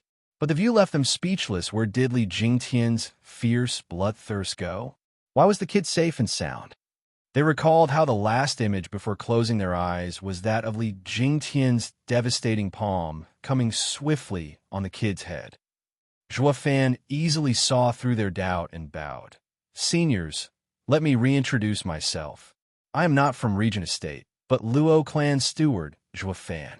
I represent our clan head when I invite seniors into our clan as elders. Please allow us this boundless honor, seniors. What? The two were shell-shocked as they turned to Li Jingtian. He nodded with a laugh. As you can guess, I'm no longer Regent Estate's venerable, but Luo clan's elder. I was reminded of your impressive power, and since you didn't belong to any house, we came to extend an invitation. The two's hearts shuddered from shock. Who was this Luo clan to win over Li Jingtian, an astounding expert from Regent Estate? It wasn't just a taunt at Regent Estate, but making a hole in their defenses. What's more, Regent Estate remained passive, or they wouldn't have had the time to come here. Just what kind of house was this Luo clan to drive fear even into Regent Estate? They may be shocked, but they were still as stubborn as a mule. Shui Qingjian laughed, glaring at Zhua. Little brother, I did say I will take you in, but I never mentioned anything about you having me. Quite right. Only I can have this crone. Ha ha ha. Qiu Yinhai laughed without shame, earning a blush and a glare from Shui Qingjian. Zhuofan scratched his nose. That's fine as well. My forte is that I do not like to force people, though I may perhaps have a little loathsome fault. Whatever I set my eyes on, I must have it. And what I can't have, no one else can. Zhuofan made a sign before the two could react. The air filled with the couple's wails as Shui Qingjian and Qiu Yinhai's head bled out along with the accompanying excruciating pain. The spiritual beasts were startled and flew at Zhuofan. This brat is the real menace, hiding himself to such extent. Zhuofan wasn't the least bit afraid. You two better sit and behave, or all you'll get is your master's corpses. Zhuofan made a hand sign, and the couple spat blood. It then started pouring from every orifice of their head like a fountain. The spiritual beasts stopped in panic, freezing in uncertainty. But their pitiful eyes bore into Zhuofan. Begging for mercy, Li Jingtian shook his head. With Zhuofan's mean streak, not even spiritual beasts could escape his grasp, least of all fellow humans brushing past those two poultry's begging gazes. Zhuofan walked to the couple and flashed his most dastardly grin he could muster. Seniors, why must you suffer so? As long as you agree to join the Luo clan. W, what did you do to us? Qiu Yinhai barked helpless. Zhuofan started explaining to them bloodworm's effect with a smile. You shouldn't take candy from a stranger, much less a pill. Ha ha ha. The demonic cackle sent a chill down to their very core. They, who roamed the land for decades without anyone standing in their way, were played by a snot-nosed brat. This is the last time I'm asking. Will you comply? Zhuofan said, death before dishonor. We will never submit. They both said in unison. Zhuofan sighed. I'm only asking you to be guarding elders in the Luo clan. There's no dishonor in it at all. But don't take my word for it. Ask elderly. Steward Zhua is always courteous and respectful, Li Jingtian shouted while cursing inside, with the occasional bouts of cruelty in between. He could recall, as if yesterday, when he and Yin Song voiced their complaints, Zhua Fan flew into a rage. It was only thanks to Luo Yunchang that the two managed to calm his anger just by kneeling. Who knew what did he do to them otherwise? Li Jingtian felt an odd sense of kinship with the pair in this regard. Luo clan's elders were perhaps the most miserable elders in the whole wide world.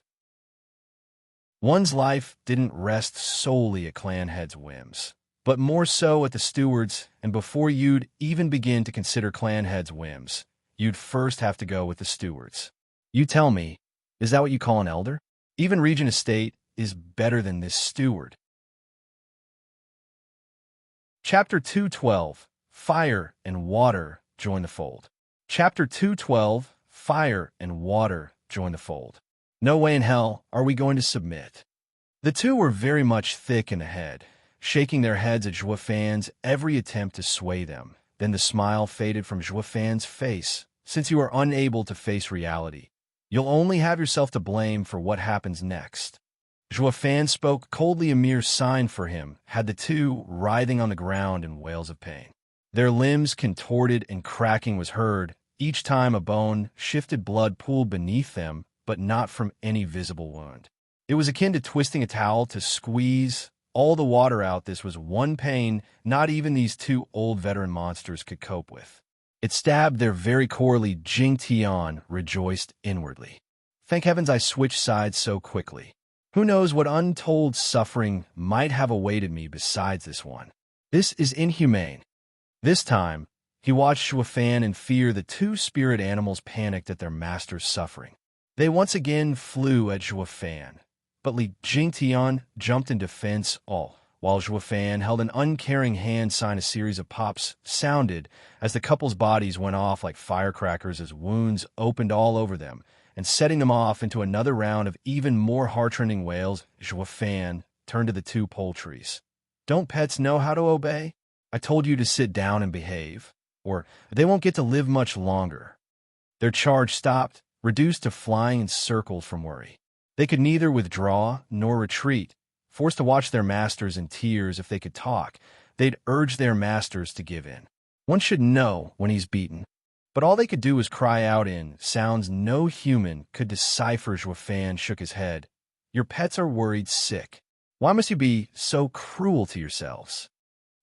Punk, don't look down on us. We may have fallen in your trap, but there's no way you'll make us submit. Get it through your thick head. Qiu Yanhai cackled through the pain. Xue Qingjian showed a mournful smile. Ha ha ha, old fart. We've done whatever we wanted for so long, only to die at the hands of a child. We've lost all respect. My only joy is that I could die alongside you. As am I. Ha ha. Qiu Yanhai nodded, determined to stare death right in the face on the brink of death. These two could still show a smile of joy. Even Zhua Fan was touched. These guys are the real deal, so goddamn stubborn. But the more they were like this, the more they tickled Zhua Fan's fancy. Whenever hearts came to mind, Zhua Fan was an expert at striking where it hurt the most. Didn't he turn Li Jingtian and Yin Song on his side the same way? The reason for the couple's tough character was love. This was both a strength and a weakness. Zhua Fan deadpanned. I had a fairly short time to know you, but I can see how deep you love each other. Are you so set in watching the other die? Punk, how could a brat like you know what love is? Grinning, Qiu Yanhai looked deeply into Xue Qingjian's eyes with a gratified smile. As long as she is with me, I welcome death. Xue Qingjian nodded with a beautiful smile. Zhua Fan let out a cruel smile. I don't know love, is it? Humph. Then let me tell you of the love that I see. First of all, pointing at Qiu Yanhai, Zhua Fan sneered. You fought with this old hag for all your life, yet not won once. You both have the same cultivation, the same rare flame, but she used some cultivation to keep herself young. Of course, she's the weaker one. How could you not beat her? It's clear as day you went soft on her each time. Qiu Yanhai only had a prideful smile in reply. Zhua Fan turned to Xue Qingjian. And you, in this world, might make right, and you went and wasted some cultivation just on looks. The way I see it, you're clearly asking for death. It was fine if you were someone going out in public every day, but who will see you when you're hiding out in a mountain? Humph. Of course I know you dolled yourself for your man. How could I not? But the way I see it, it was a complete waste. What? Qing Jian, you stayed young just for me. Qiu Yanhai ignored Zhuo Fan's disdain, watching Xue Qingjian in gratitude. I need to look closer then. I must have been blind to not appreciate you all these decades. Xue Qingjian blushed and pouted. She took Zhuo Fan's critique as a compliment. Zhuo Fan didn't mind, since this was his aim. He wanted to spur their love to the highest possible point, only to smash it down to pieces. Humph! You must really think I'm singing you praises, right? Well, let me tell you, love is your greatest weakness. Bullshit. Our love is eternal. We live and die together, and there's nothing you can do to stop it. Qiu Yanhai mocked. Oh, really? Grinning, Zhuo Fan grabbed Xue Qingjian's fair neck. Qiu Yanhai shouted in fear. What are you doing? Take it up on me if you're a man, and leave my woman out of it. Don't fall for it, old codger. If one dies, the other will soon follow. Nothing he'll do will make a difference. Xue Qingjian glared. Qiu Yanhai nodded and relaxed. Zhuo Fan, however, snorted. You think it's that easy to die in my hands? Fret not. I won't kill you, though I have the nagging feeling you're going to beg me for it later. A black energy came from Zhuo Fan and seeped into Xue Qingjian as he began using demon transformation art. Xue Qingjian's Yuan Qi was sucked away, and her body started to age, her hair whitening, but that wasn't caused by demon transformation art, but from having the Yuan Qi reserved and keeping appearances stripped away. Ha ha. Old hag, so this is how you really look. You can no longer keep up your youth. Why don't you let your old man get a nice long look at you now? Zhuo Fan laughed, twisting Xue Qingjian's head towards Qiu Yanhai. He also put a mirror in front of her to see her true face. Xue Qingjian shuddered at the aged, grizzled-haired old woman. She wailed, No, old codger, don't look. Ha ha ha. Nice try, but your body is under my control. Shutting your eyes won't work. The old guy will now see how old and wrinkly you are. Zhuo Fan cackled. No, don't look, don't look. Xue Qingjian shook her head as tears flickered in her eyes. Qiu Yanhai consoled. Qingjian, don't worry. To me, you are the most beautiful. Zhuo Fan smiled inside. Women doll up for their men, and this is the men's attitude? Humph. Why would any woman do it if not to attract men? Especially towards the one they love. The woman will want to look at their prettiest. Even if the man spoke of loving her wholly. She never wanted to let him see her ugly side. Zhuo Fan saw through it, so he raised their love higher, then made her return to her old and ugly appearance. He wasn't aiming at the old guy from the start, but the old hag instead. First came the bashing of the old hag's mental walls, and later came the defeat of the old guy. Zhuo Fan snickered, hopped on Xue Qingjian, and mocked. Hee, sister, you don't much look like a sister now, do you? More like a granny if you ask me. Don't say it, please. Xue Qingjian cried as she covered her face. Qiu Yanhai cursed. Beast, stop this instant or you'll be sorry. Sorry? Ha ha ha. Your lives are in my hands, yet you dare take that tone with me? Zhuo Fan snickered as his hand grabbed Xue Qingjian's sash. You old pair of farts. Do you believe me when I say that I can make this old hag look even more unsightly? Though I have no interest in seeing and let your old goat eyes feast on her alone.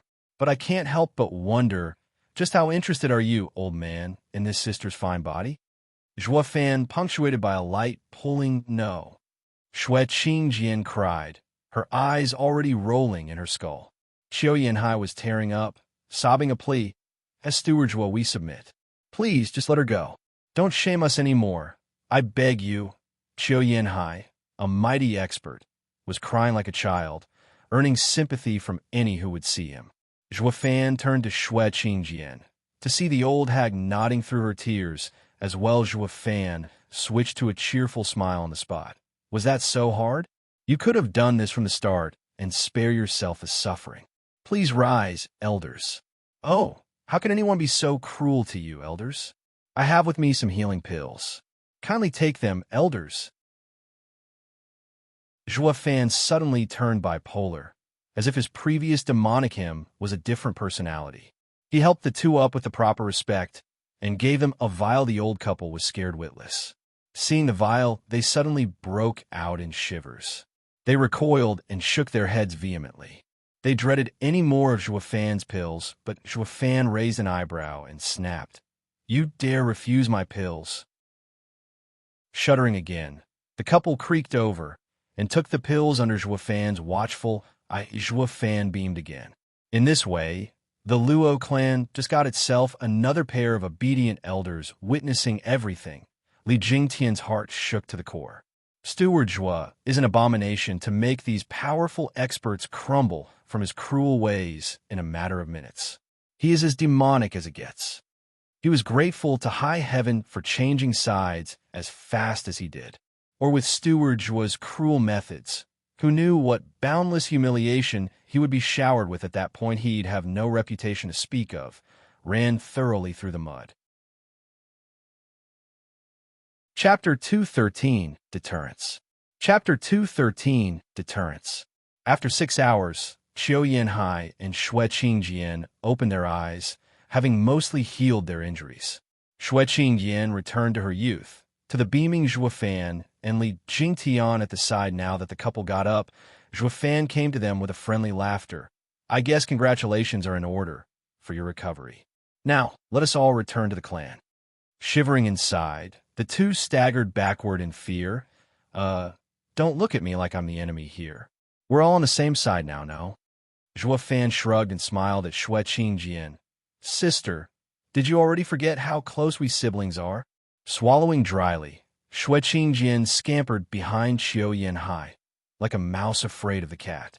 But the eyes held an unmistakable hatred overshadowed by immense fear glaring at him. Xue Qingjian spat. "Who's your sister? I must have been blind to not see you've got the demon in you." True enough, since she took Zhuo Fan as a naive child who barely opened his eyes to the world. Who'd have thought this pup was in control of the famous Mad Dipper? He had no scruples and such vile schemes that had even this famed pair of monsters shiver in fear. How the hell was that a little brother? A demon from hell was more like it. Xue Qingjian was regretting having been swept by Zhuo Fan's sweet smile and sophistry. She was itching to gouge his eyes out and squash them. Zhuo Fan was becoming irritated. Qiu Yanhai saw his mood sink and urged, "Steward Zhuo, please calm yourself. My old hag is raving. Don't mind her." "Never mind then. Your lives are in my hands anyway. It's your choice if you want to get along with me. Now that you're Luo clan's elders, it's time we move." Zhuo Fan ignored them and unfolded his lightning wings as he took to the skies, seeing the demon take flight. The pair breathed easier, yet looked close to breaking down in tears. They who lived free in a mountain. They who fended off even Regent Estate's threats. How was it they had fallen so low in the hands of a twerp? They couldn't make one sense of it all. Li Jingtian walked to them and mocked. "Didn't you laugh at me saying I have no guts, old man? Well, where's yours?"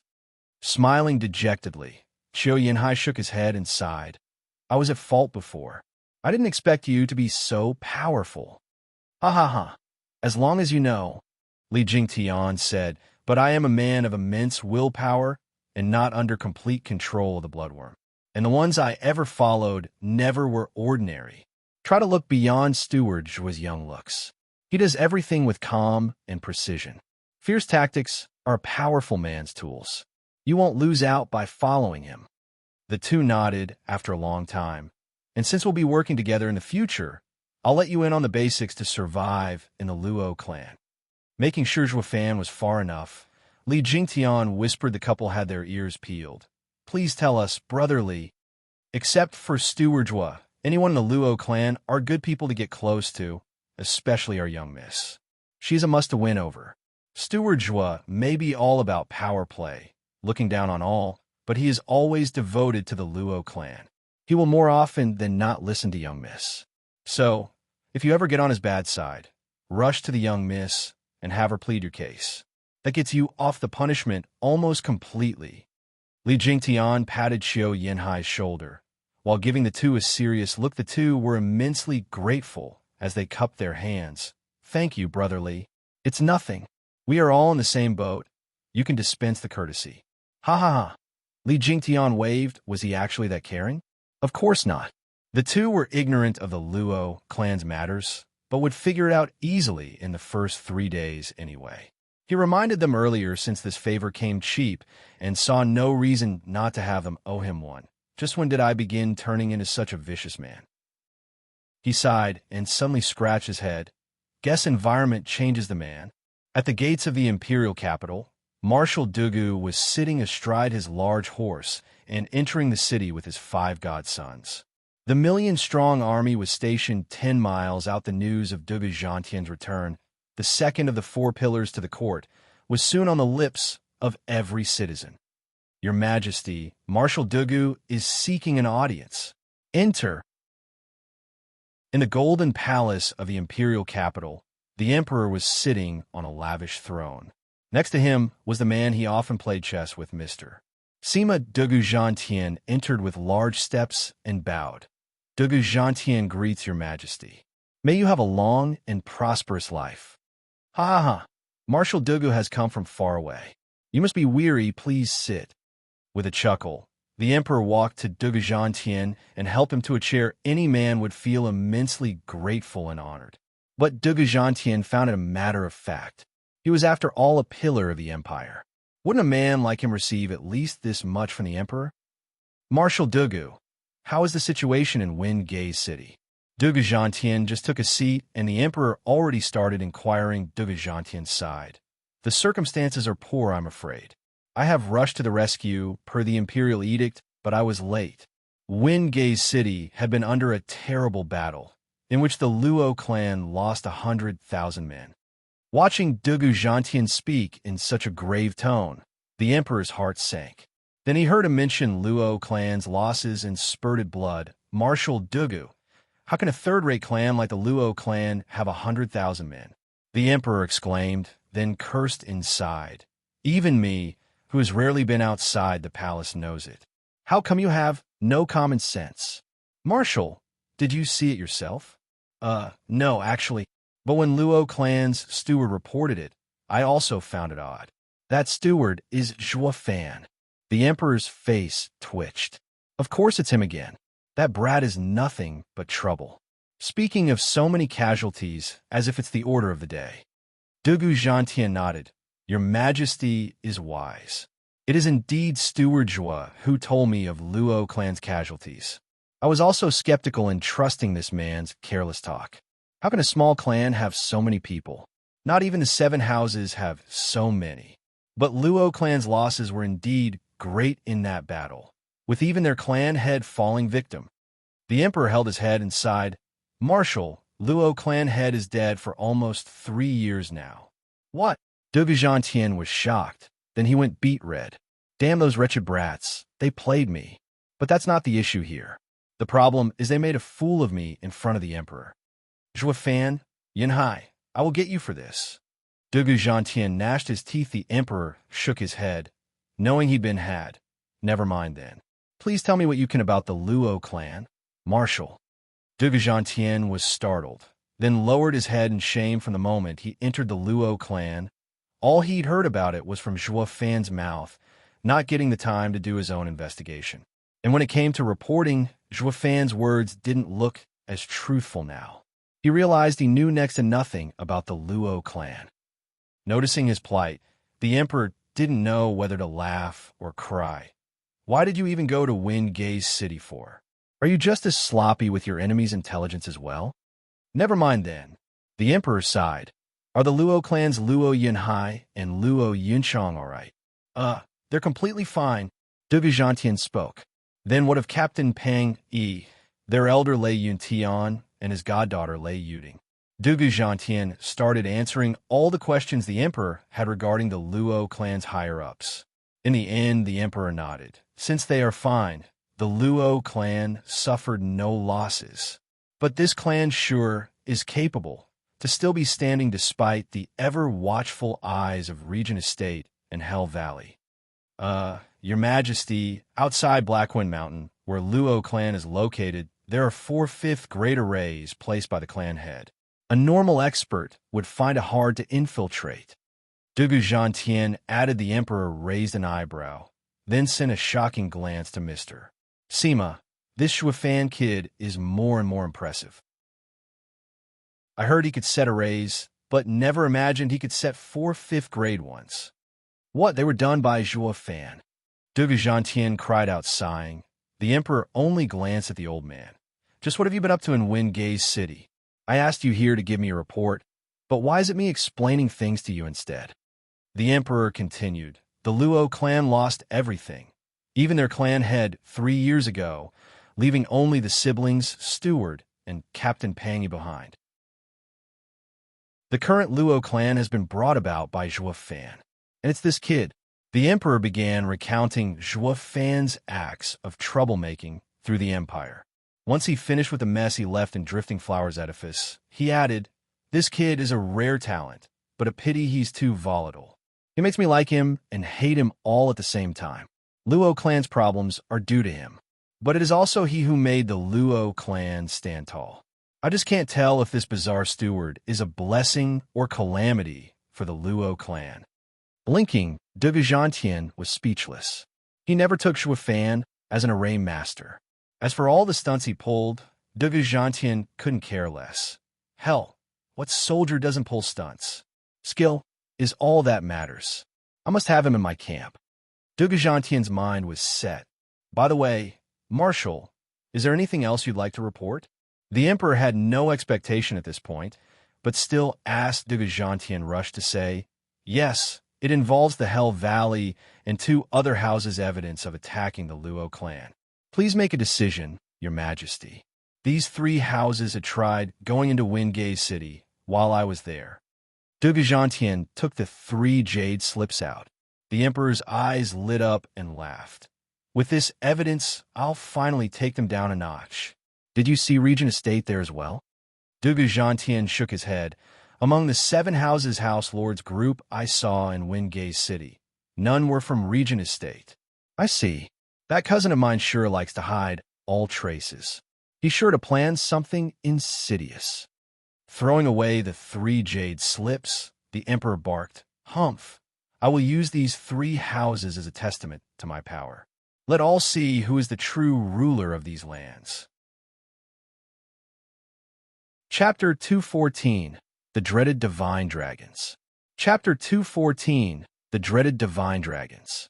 Hell Valley was a place ever shrouded in thick and eerie mist.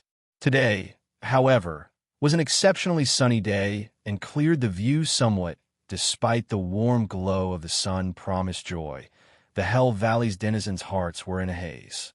In the meeting hall, Yuan Shan sat in a chair with elders on either side. The empty seats among the rows of elders were a dead giveaway to their somber mood. They were grimly reminded of their losses.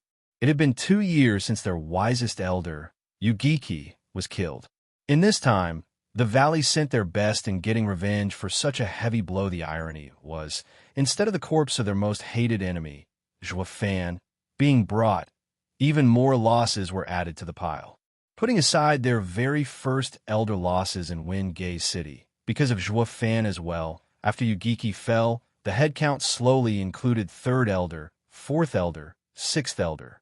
Even 5th elder didn't escape unscathed. Having his arm ripped out, Hell Valley was in a precarious situation, with half of their 12 elders gone and 1 crippled. All while Zhuo Fan was alive and kicking. This was something hard to accept. It was utter humiliation. None foresaw they would take a blow as they did 3 centuries ago. Their 1,000-year-old legacy, their 7 houses' dignity was poked and taunted at every turn. Bam. Yuan Shan slammed the table, and all could hear his grinding teeth. Everyone was filled with the same hatred, especially 5th elder.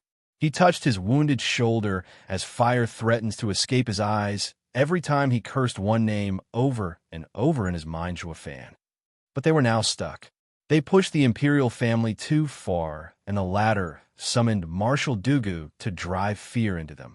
If they made one wrong move, they'd soon be seeing De Vijantian's million army at their doorstep. And none could bear the brunt of such an aftermath. Here they were, all wishing to charge into Wingay City, to wring Luo clan and Zhuo Fan of their blood, but none had the nerve to do it. Their very survival hanged in the balance. This was their conundrum. The Grand Elder looked around him and sighed. The atmosphere was stifling. "I can't take it anymore. I have to put that bastard down for good." Fifth elder was the one to break first. Eyes turned to him, but none replied, even though they all felt the same way. Anyone there knew the consequences of such an action. A sudden ripple brought with it the faint sound of a flute. God damn it! Who dares be cheerful at such a wretched time? I'll rip him apart. Fifth elder was at a boil, and the music only helped to spur his anger further, but before he could go on the hunt, Grand Elder lifted his hand, fear shaking his very core. Wait, his divine dragon, Fong Chiobai's flute. Jade flute, divine sword. They were all started with hearts in their throat. Even the enraged fifth elder slowly calmed down, his mouth hanging open from shock. Damn it all. What is that jade flute divine sword doing here? Fifth elder turned to the rest Yuan Shan's side, filled with bitterness. Humph. Why frickin' else? Isn't the emperor who stuck him onto us? Just why is the decades wretched imperial family up and grown a backbone all of a sudden? Yuan Shan felt like crying, but he braced for the meeting as he signaled for the elders to follow him outside Hell Valley at the entrance. The figure of the imposing and mighty divine dragons Fong Qiubai was playing a melodious tune on his flute. When the sound stopped out of the blue, Fong Qiubai fiddled with the flute in his hand as he spoke coldly. By order of the emperor, Valley Lord Yu is to immediately attend court. Yuan Shan was furious. The seven houses and imperial family were at an impasse, with both sides handling Tianyu's affairs. Even when an edict came before to Hell Valley, it had always been presented with respect and courtesy. It was clear that this time, the emperor sent the divine dragon with his edict. He even played the flute outside their valley to draw them out. It was a show of strength. If they showed any fear, wouldn't the emperor take an even harder stand when he saw him? No matter how sound his reason was, he still had to go. He wanted to have a long talk with the emperor. Shielding Zhuofan had many implications. Was the emperor setting himself the seven houses with this? Yuan Shan was filled with sudden boldness. Mr. Fong has toiled coming here with the edict. Unfortunately, I have caught a cold and can only attend the court in a few months. Please show compassion. A damn cold? This load of bull can't get any more obvious than this. Can a peak profound heaven expert even catch a cold? You're clearly putting the emperor on the spot. The elders gave Yuan Shan a nod. That's our Valley Lord. He'd use this excuse to tell that old goat, we are Hell Valley of the seven houses. We're not his dogs to order around. Boom! An explosion jarred the ears of everyone, even as they were in awe of their Valley Lord. It was then followed by a fierce wind that picked up the dust once the dust settled. Everyone gasped. The mountain range on Hell Valley's side had vanished in a thin air. In mid-air, Fong Qiubai put away the jade flute. You are to set out at once, Valley Lord Yu. The next second, he vanished, leaving the Hell Valley's elders and Yuan Shan pale from fright. The disappearing mountains struck a chord in everyone. Is this divine dragon Fong Qiubai's power? It's too damn insane. He has the power to obliterate Hell Valley all by himself. Whoosh! Suddenly, an aged man in gray robe appeared. Yuan Shan lit up at his coming. Venerable, you arrived. Do you? Of course I know. I only dared come after he left. The venerable sighed. Valley Lord, we really did it this time. The emperor may be a paper tiger, but his five divine dragons are savage beasts by themselves. I'm saying that you just go to court and apologize. The emperor can no longer be offended. Yuan Shan nodded, feeling forlorn and on the verge of tears. What's wrong with us, Hell Valley? Someone barged in, and yet we have to apologize. A week later, Yuan Shan was punctual in his arrival to the imperial capital. A palace maid took him to a waiting room to await the emperor's summon. This never ever happened before. How is it that it suddenly turned to them waiting on the emperor now? He was helpless, just who died and put the emperor in charge. He could only sigh, following after the maid, and to add insult to injury, Yuan Shan found two old friends in there already. Yin Bagong and Lin Ruffing. The two smiled wryly at Yuan Shan's appearance. The three were like children in detention, sitting there outside the director's office, waiting for the emperor's call. House Lord Lin, who came to Merry Woods. With nothing better to do, Yuan Shan started chatting Lin. Ruffing shook his head and sighed. Monochrome chess sage, Sima Hui. Oh, the old guy plays chess all the time and cultivates his mind. His temper is the mildest among the 5 divine dragons. Jade flute divine sword Fong Bai up and flattened the mountains on one of Hell Valley's sides. Mile my ass. Lin Ruffing started, ranting with a mournful look. That old geezer didn't say a word as he entered Merry Woods and hurled chess pieces. Do you have any idea what that's like? Every single strike was like a meteor impact. Doing it a few times had leveled half of Merry Woods. Now we only have half a millennial legacy. Then he pulled out the imperial decree, stating his hand slipped just then. So don't go telling me he's mild. Lin Ruffling felt sour and tearful. Yuan Shan never thought there was anyone having it worse than Hell Valley. AI, you two lucked out compared to Pill King Hall. Yin Bagong sighed, as if all his energy left him. The ones you saw can still be called humans, while my envoy was downright savage. The entire Pill King Hall lays in ruins, with all our pills and ingredients picked clean. What? Eating all ingredients? The two cried out in shock, fear shining in their glassy eyes. Hall Lord Yin, you truly had it worse than any of us. For the Emperor to really let out that reckless little freak out means he had reached the limit of his rage. Yin Bagong nodded. So painfully true. The 3 looked at each other, and the room was filled with laments. Puzzling the hell out of the guards outside, weren't all 7 houses lords filled with brashness and contempt each time they came to the imperial capital?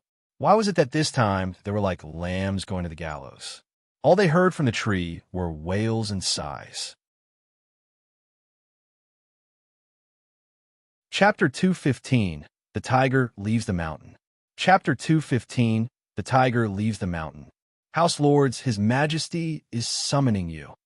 After a 6-hour-long wait, a guard finally came to this remote room. The 3 sighed, as if going to their funeral, and followed the guard without any dissent. Soon they came upon the palace's gates. The guard bowed and gestured for them to enter.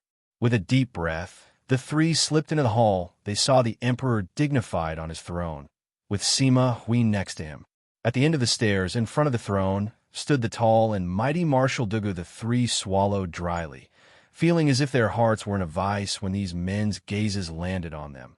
Valley Lord Yu, Hall Lord Yin, House Lord Lin, greets your majesty. They showed utmost respect to the Emperor. The Emperor nodded with a winning smile. House Lords, can you guess why I have summoned thee? They all shook their heads. Your majesty, we do not. Bam! With a clang, 3 jade slips landed in front of them. The Emperor tone dropped lower. Humph, so you don't know? Then do you at least know these jade slips? The 3 started sweating like pigs as they shivered and gnawed. In that case, do tell me, why are you explicitly defying my edict, going into the area I deem forbidden? Not even you, the 7 houses, founding fathers of the empire, have such rights. The Emperor slapped the armrest of his throne, making the 3 slump into pleading on the ground in their knees. Spare us, your majesty. This was unprecedented. The 7 houses, house lords, were, for the first time, on their knees before the Emperor. The Emperor raised an eyebrow, feeling freer than ever, as if returning to the time of his ascension to the throne, when all officials showed him utmost respect. As a matter of fact, he was far more moved than before. When has there ever been a case in the long history of Tianyu Empire of an emperor getting the 7 house lords kneeling before them? It may very be the very first time since this nation came together. Such honor lifted him above all other emperors before him. However, he couldn't let it show, or these 3 blokes would milk him for it. So the Emperor kept a hardened and cold face, though his tone sounded softer. Thou are all ministers loyal to our nation. You are unlikely to resort to such disgraceful behavior without rhyme or reason. Please share with me your motives, so I can judge if your actions were indeed unintentional mistakes. The 3's eyes lit up. Is the Emperor giving us a way out? All that we've been doing is because of that Zhuo Fan.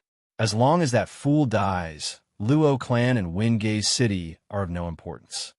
But before they could explain, De Vijantian barked, Speak, who's behind you all? Shivering, The three choked on their words. They peeked at the emperor, only to see him sporting the same cold and calm face that was tantamount to saying Dugajantian was voicing the emperor's intentions. Since he couldn't outright say it, he had Dugajantian play his proxy. The meaning was crystal clear. The emperor didn't care why they went to Wingay's city, only wanting to know by whose orders they marched. The emperor was aiming for Regent Estate, and they were the means to an end. Mere pawns, they instantly broke out in cold sweat. The emperor, a tiger cooped up in the palace all his life, was ready to go out and maul someone. But the problem was, Regent Estate wasn't an easy target either, a fierce tiger on its own. The three houses were now smack in the middle of the Regent Estate and the imperial family's power struggle. Their only fate, sacrifices. Curse it to high heavens. How we end up in this mess? If only we hadn't listened to Regent Estate and attack Wingay's city. The imperial family would have no excuse to look for us. They now faced the heavy burden of choosing to let the emperor maul them or be used to maul the Regent Estate. But would the Regent Estate ever let them go afterward? Any choice promises death. The three were overwhelmed with regrets. They bit their lips, unsure what to say. Speak. Who is behind you?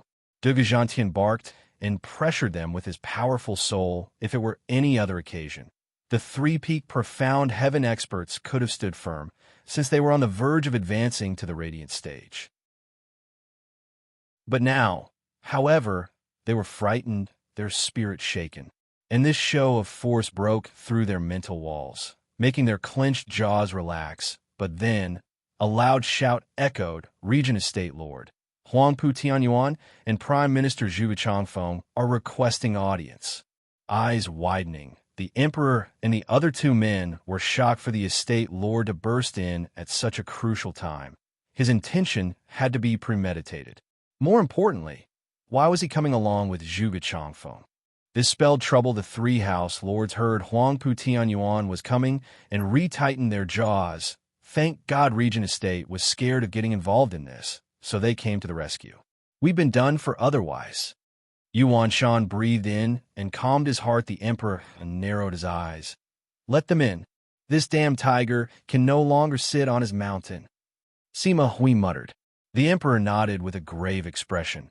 Estate Lord Huangpu Tianyuan, Prime Minister Zhuge Changfeng, Regent Estate's Steward Lung, and Regent Estate's High Venerable Huangpu Fenglei greets your majesty. For people entered the hall. Walking behind Huangpu Tianyuan and Zhuge Changfeng were two more. One of them was an old yet stout man that made even divine dragon Sima Hui's eyes tremble. What is Regent Estate's #1 expert, High Venerable Huangpu Fenglei, doing here? Sima Hui gasped, feeling the peak radiant stage power the old man was releasing. His cultivation was not one bit less than the 5 divine dragons. Huangpu Fenglei noticed Sima Hui as well, giving a smile in return, one with mockery and taunt. Oh my, house lords, the 7 houses have always been on the same footing as the imperial family. I know you all respect your majesty so, but there's no need for you to kneel. Others might grossly misunderstand and think his majesty intends to suppress the 7 houses, going against ancestors' rule and bringing him shame. Up, come now. You can't have his majesty suffer such injustice. After bowing to the emperor, Zhuge Changfeng went to help the 3 house lords with a smile. The emperor clenched his fists and gnashed his teeth. The emperor didn't allow them to rise, but Zhuge Changfeng dared help them out of his own initiative. His intentions couldn't be clearer. But since Zhuge Changfeng's reason was very sound, the emperor could do nothing to vent his anger. This was how Zhuge Changfeng usurped the emperor's prestige while raising the 3 house lords by getting them to their feet. That was because they had the Regent Estate backing them, helping ease their fears at that moment. The emperor group's pressure exerted on the house lords went up in smoke. Using the same excuse again would no longer work. You're good, Zhuge Changfeng. I'll give you that. The emperor cursed inside, but didn't let it show. He turned to Huangpu Tianyuan laughing. Cousin, you've been away from the imperial capital for decades. What could have brought you here today? Your Majesty, I have come to confess.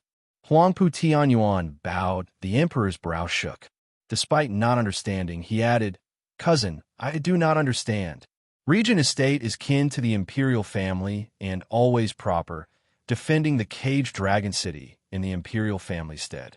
What possible reason is there for you to confess? What crime? Your Majesty, your patronizing tone terrifies me so. Huangpu Tianyuan clenched his fists and said humbly, the seven houses have assisted the imperial family for 1,000 years and bring peace to Tianyu. But the three houses dare defy your decree, entering the area your Majesty deigned forbidden and causing the people to lament. I, Regent Estate, the head of the seven houses, have failed in my duties and deserve to be punished. Crack! The Emperor's fingers let out a sudden sound, as his face only sank lower since the founding of the empire. The seven houses and the imperial family had been at peace, but the duty of reigning in the seven houses fell to the imperial family. But for Huangpu Tianyuan to dare utter such responsibility, he did no damn crime. He was overreaching in his power play to gain more status, but over the millennium, the Regent Estate had been the head of the seven houses, a truth the Emperor could not refute. His only choice was to stew in anger. Cousin, this is too much of a burden for you. How can I let you take the three houses crime onto yourself? The Emperor stated, yeah, Estate Lord Huangpu. Regent Estate may stand at the top of the seven houses and should indeed take responsibility for them. But since Lord wishes to take their crimes onto yourself, you'd be placing yourself in peril. Furthermore, the three houses crime may not be as heavy for you to take it upon yourself.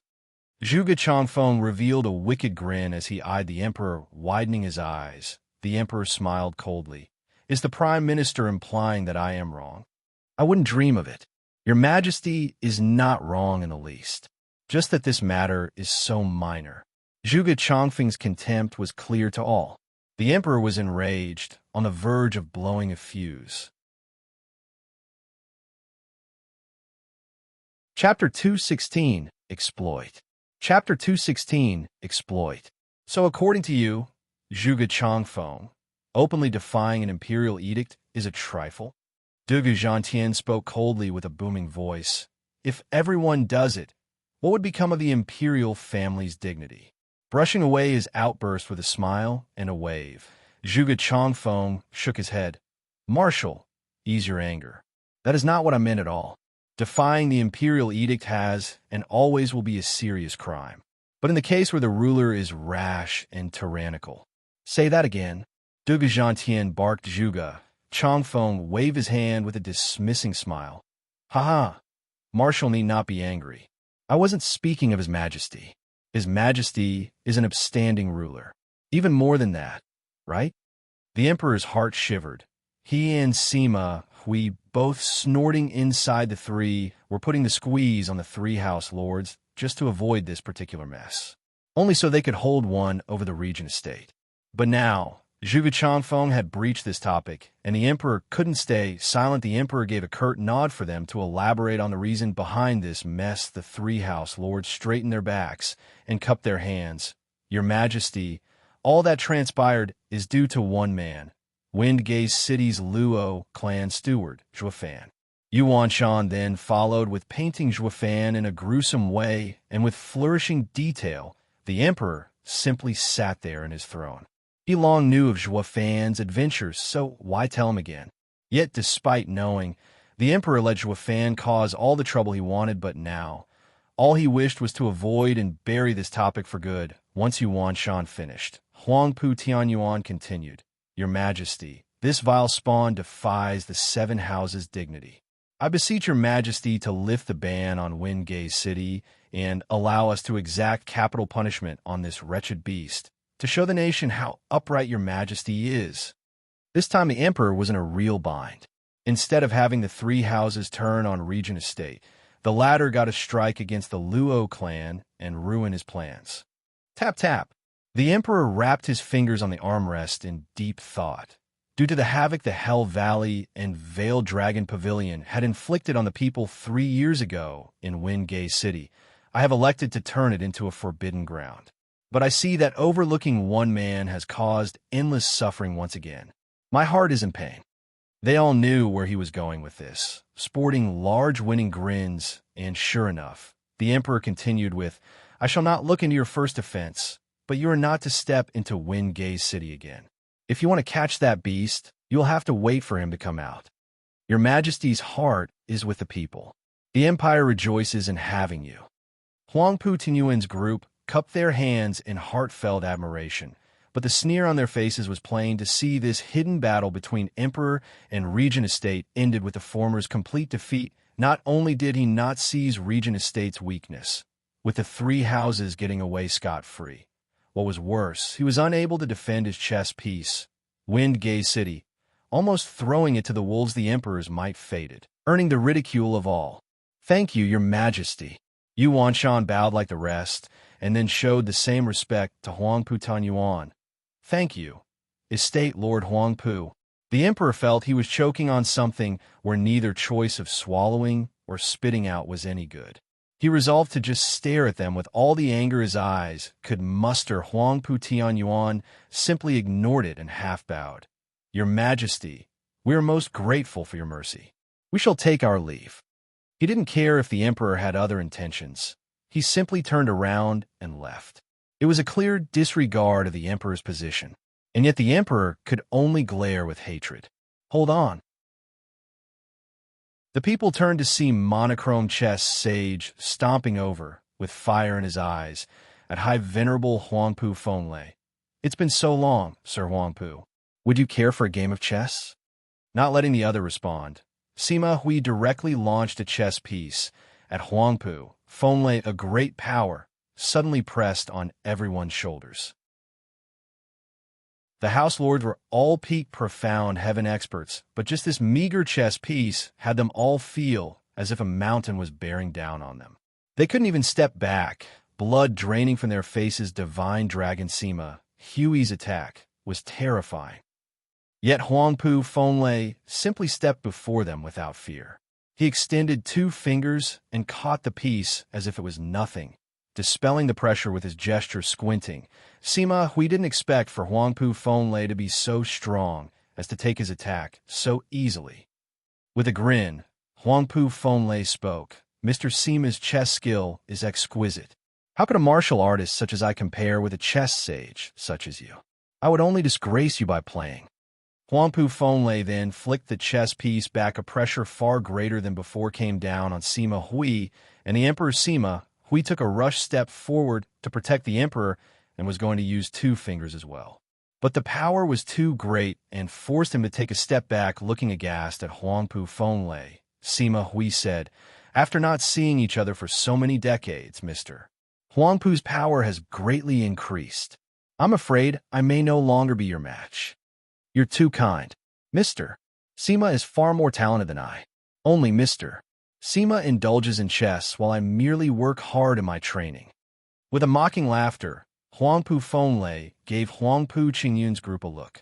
They all joined his laughter as they left this great symbol of imperial power that was the palace. Sima Hui's brow had faint sweat watching them go.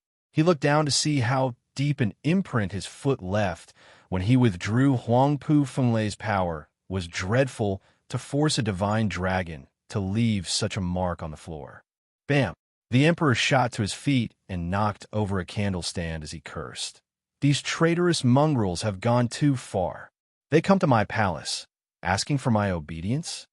Calm down, Your Majesty," Sima Hui advised. "With Zhuge Changfeng here, our reasons are moot in front of a man with his oratory skills. That is why I tried going after Huangpu Fenglei to make them cower. But who'd have thought Huangpu Fenglei's power trumps mine, further diminishing your prestige? It was my miscalculation. Please forgive me, Your Majesty." The Emperor didn't speak, his eyes shining with a dark look. Dugu Zhantian smoothened his beard and sighed. This plan was to use the 3 houses and strike a blow at Regent Estate's arrogance, or at least drive a wedge between them. But now, Regent Estate came to their rescue, further making them stand with the Regent Estate. All our hard work was exploited by Regent Estate. Now that the Regent Estate is together with 3 houses, they will be even harder to deal with. Sima Hui nodded. While the Emperor was pacing in deep thought, then the Emperor's eyes shined. Mr. Sima, isn't the esoteric debate around the corner? Indeed, Your Majesty. It shall take place in 5 years. Sima Hui nodded, then started. Your Majesty, you don't mean? Smiling, the emperor nodded. Hasn't the regent estate flaunted being the head of the 7 houses since he always took first place in the esoteric debate? If he comes short in any way this time, their dignity would take a heavy blow, and the seed of doubt would be planted in the other houses that its power had declined. But regent estates, every generation has been filled with geniuses, especially this one, with even some freaks mixed among them. The other houses have their own fair share of talents, but none can compare. There's even rumors that one among them can break the shackles of Radiant Stage, becoming the peak of power in Tianyu. Just what junior could have such potential? Sima Hui's brow was locked, to which the emperor snorted. Speaking of freaks, is there any little freak more rampant than that guy? Your Majesty, you mean? Zhuo Fan? Sima Hui and Duge Zhantian spoke in unison. The emperor nodded with a sneaky smile. It's time for that brat and the Luo clan to pay back for sheltering them. They need to just cut the regent estate down a peg at the esoteric debate, and I will declare the Luo clan as the 8th noble house to keep regent estate in line. Sima Hui and Duge Zhantian were speechless. Zhuo Fan had shocked them again and again, but the Luo clan's foundation was thin. This 8th house would find it hard to stay afloat when it was even weaker than Drifting Flowers' edifice, threatened to be swallowed by the other house. Yet the emperor was hoping to use it to counter regent estate. None of them knew that Zhuo Fan had already made preparation to strengthen the foundation of this flimsy clan. In another place, Zhuge Changfeng's group left the palace with scorn on their faces. Especially the 3 house lords, who were pushed into a corner by the emperor, were now wild with joy, and, just like the emperor, they were in complete awe of the regent estate and Huangpu Fenglei. Holy moly, how many are there that can push back a divine dragon? Zhuge Changfeng, thank you for making all of this happen. Huangpu Tianyuan cupped his hands. Zhuge Changfeng smiled and spoke in the same cold tone. Haha, there's no need to thank me. Wasn't it all planned by your steward, Lung Wuchang? Zhuge Changfeng then left with a smile. The yin and yang elders caught up to him. Having kept their distance, so far Yuanshan didn't quite understand. But Lung Wuchang's face changed, turning to Huangpu Tianyuan. Correct.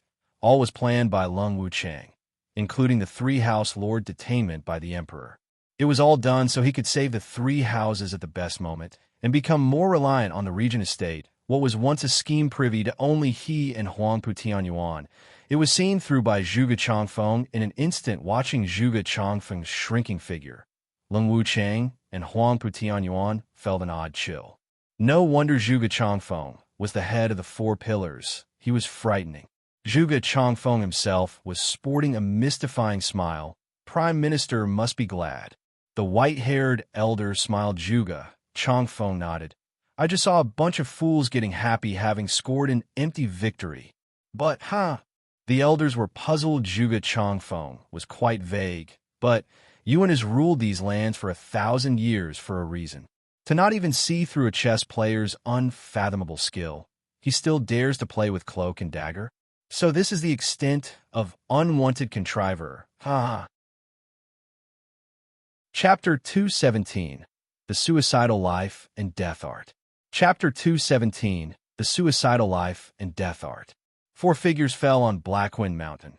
Zhuo Fan and his 3 elders Xiu Yanhai and Xue Qingjian watched in awe the impressive sight formed by the mighty 4 fifth-grade arrays.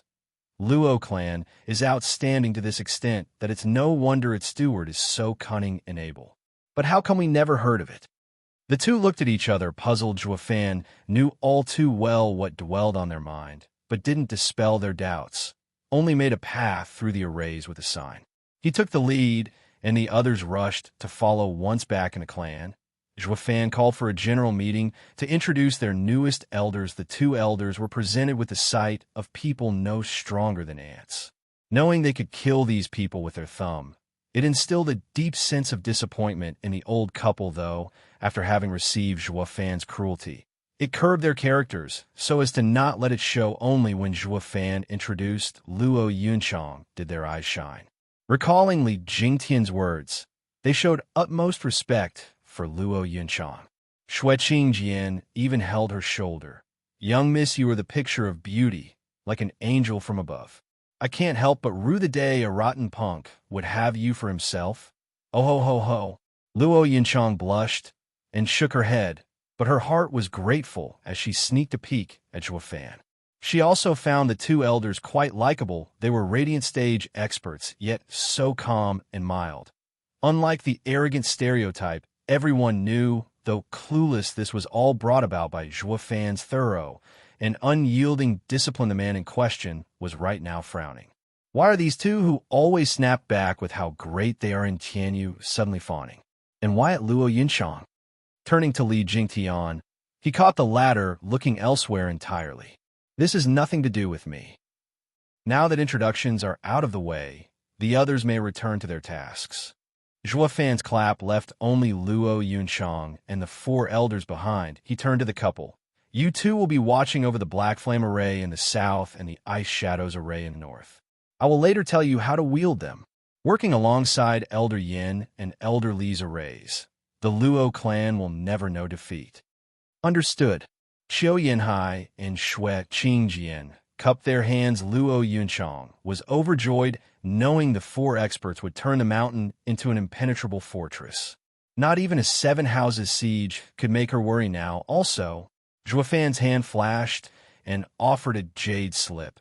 As you are now Luo clan's elders, I shall treat you as one of us. Here is the secret life and death art. I find it quite suitable to you too. Qiu Yanhai took the jade slip, amazed by what it contained. Knowing what they were going to say, Zhuo Fan smiled. This is no cultivation method or martial art, but a way to combine your strengths. A limitless improving method. What? Brushing off their shock, Zhuo Fan continued. This life and death art means treading the fine line between life and death on the edge of a knife. At the collision between two opposing forces, world-destroying power lies. But once control over it slips, death becomes you. This leads to this art going by a more common name, the suicidal secret art. What are you doing giving it to them for? That's too dangerous. Luo Yunchang spoke in their defense. The couple was almost moved to tears. Li Jingtian didn't lie. Getting close to the young miss is a must if we want to live. But Zhuo Fan shook his head. Young miss needn't fret. If others trained in this art, they'd have a fate worse than death. But I saw how the two elders' fire and water arts combine, how seamless they work together. They are able to conform to the other on the fly, understanding each other's hearts. In fact, they may understand the other even better than they do themselves. The two's attributes may be in conflict, but they are nevertheless able to control the clashing force between fire and water. There's a 50% chance they'll succeed. 50. The couple was nervous, and Luo Yunchang jumped in fright. That's too little. Zhuo Fan shook his head. Nothing ventured, nothing gained. The greater the danger, the bigger the return. I'm sure you two know this fully well. After all, you fought Tianyu's experts off decades ago. I can also guarantee this method has infinite growth. The greater your control, the more powerful you become. You can one day reach the point when you can face all 5 divine dragons together. Widened eyes and gasps of shock were heard all around. Imperial family's divine dragons were the strongest in Tianyu. Not even if their cultivation matched could they defeat one. Least of all 5, these were not false promises. As Zhuo Fan never was one for empty talk. Li Jingtian snapped his excited eyes on the jade slip, his martial fanatic side rearing its head. What if suppose I train it? Elderly, this was given to us by Steward Zhuo, so don't go against his decision. Qiu Yanhai guarded the jade slip, watching Li Jingtian as if he was an archenemy to the couple. The two loved each other, but having been in the martial world for so long, the promise of power could hardly be denied. Hearing the return of the life and death art being so gargantuan, they'd take it even if it was just a 3rd chance of success. How could they have ever reached the 5th layer of Radiant Stage if they didn't have this bit of boldness?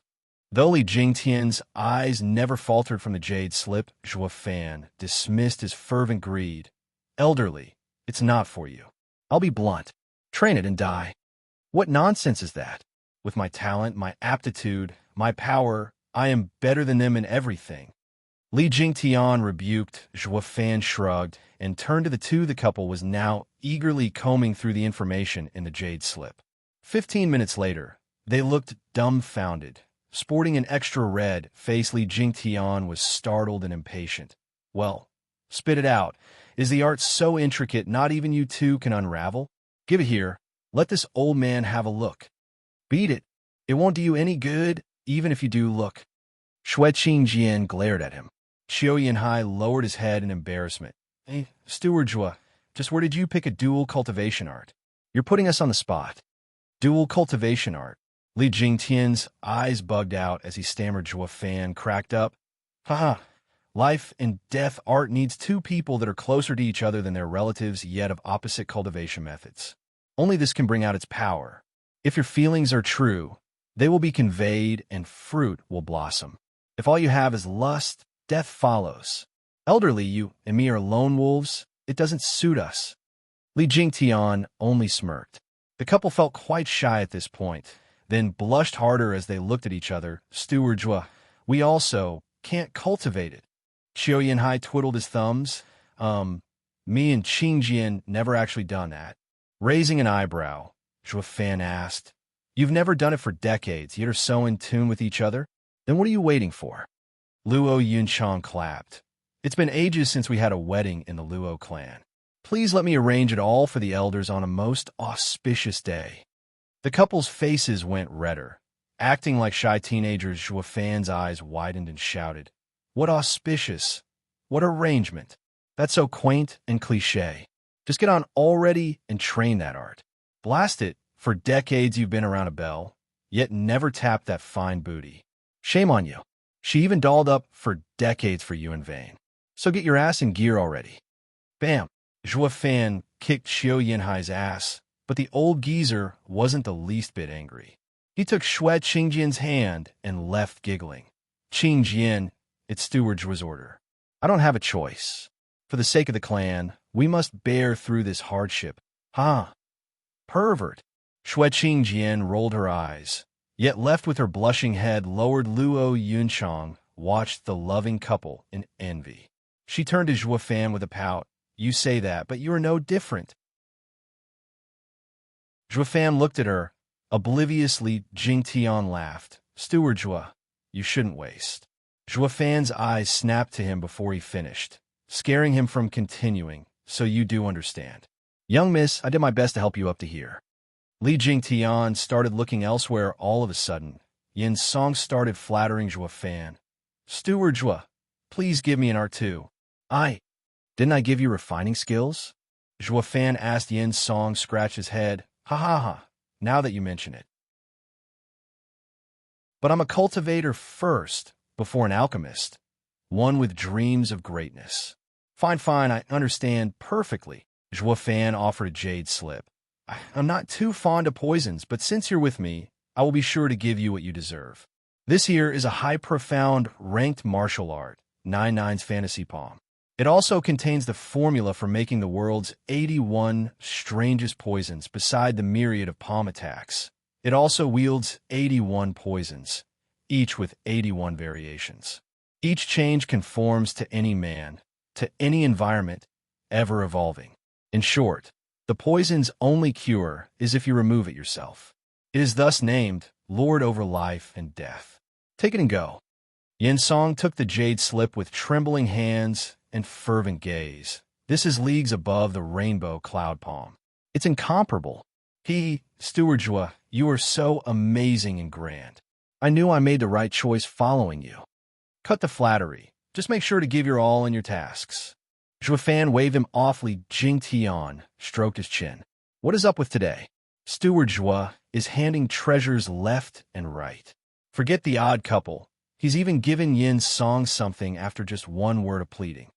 Should I also get my game on and act as cute as possible to squeeze Steward Zhuo some goodies?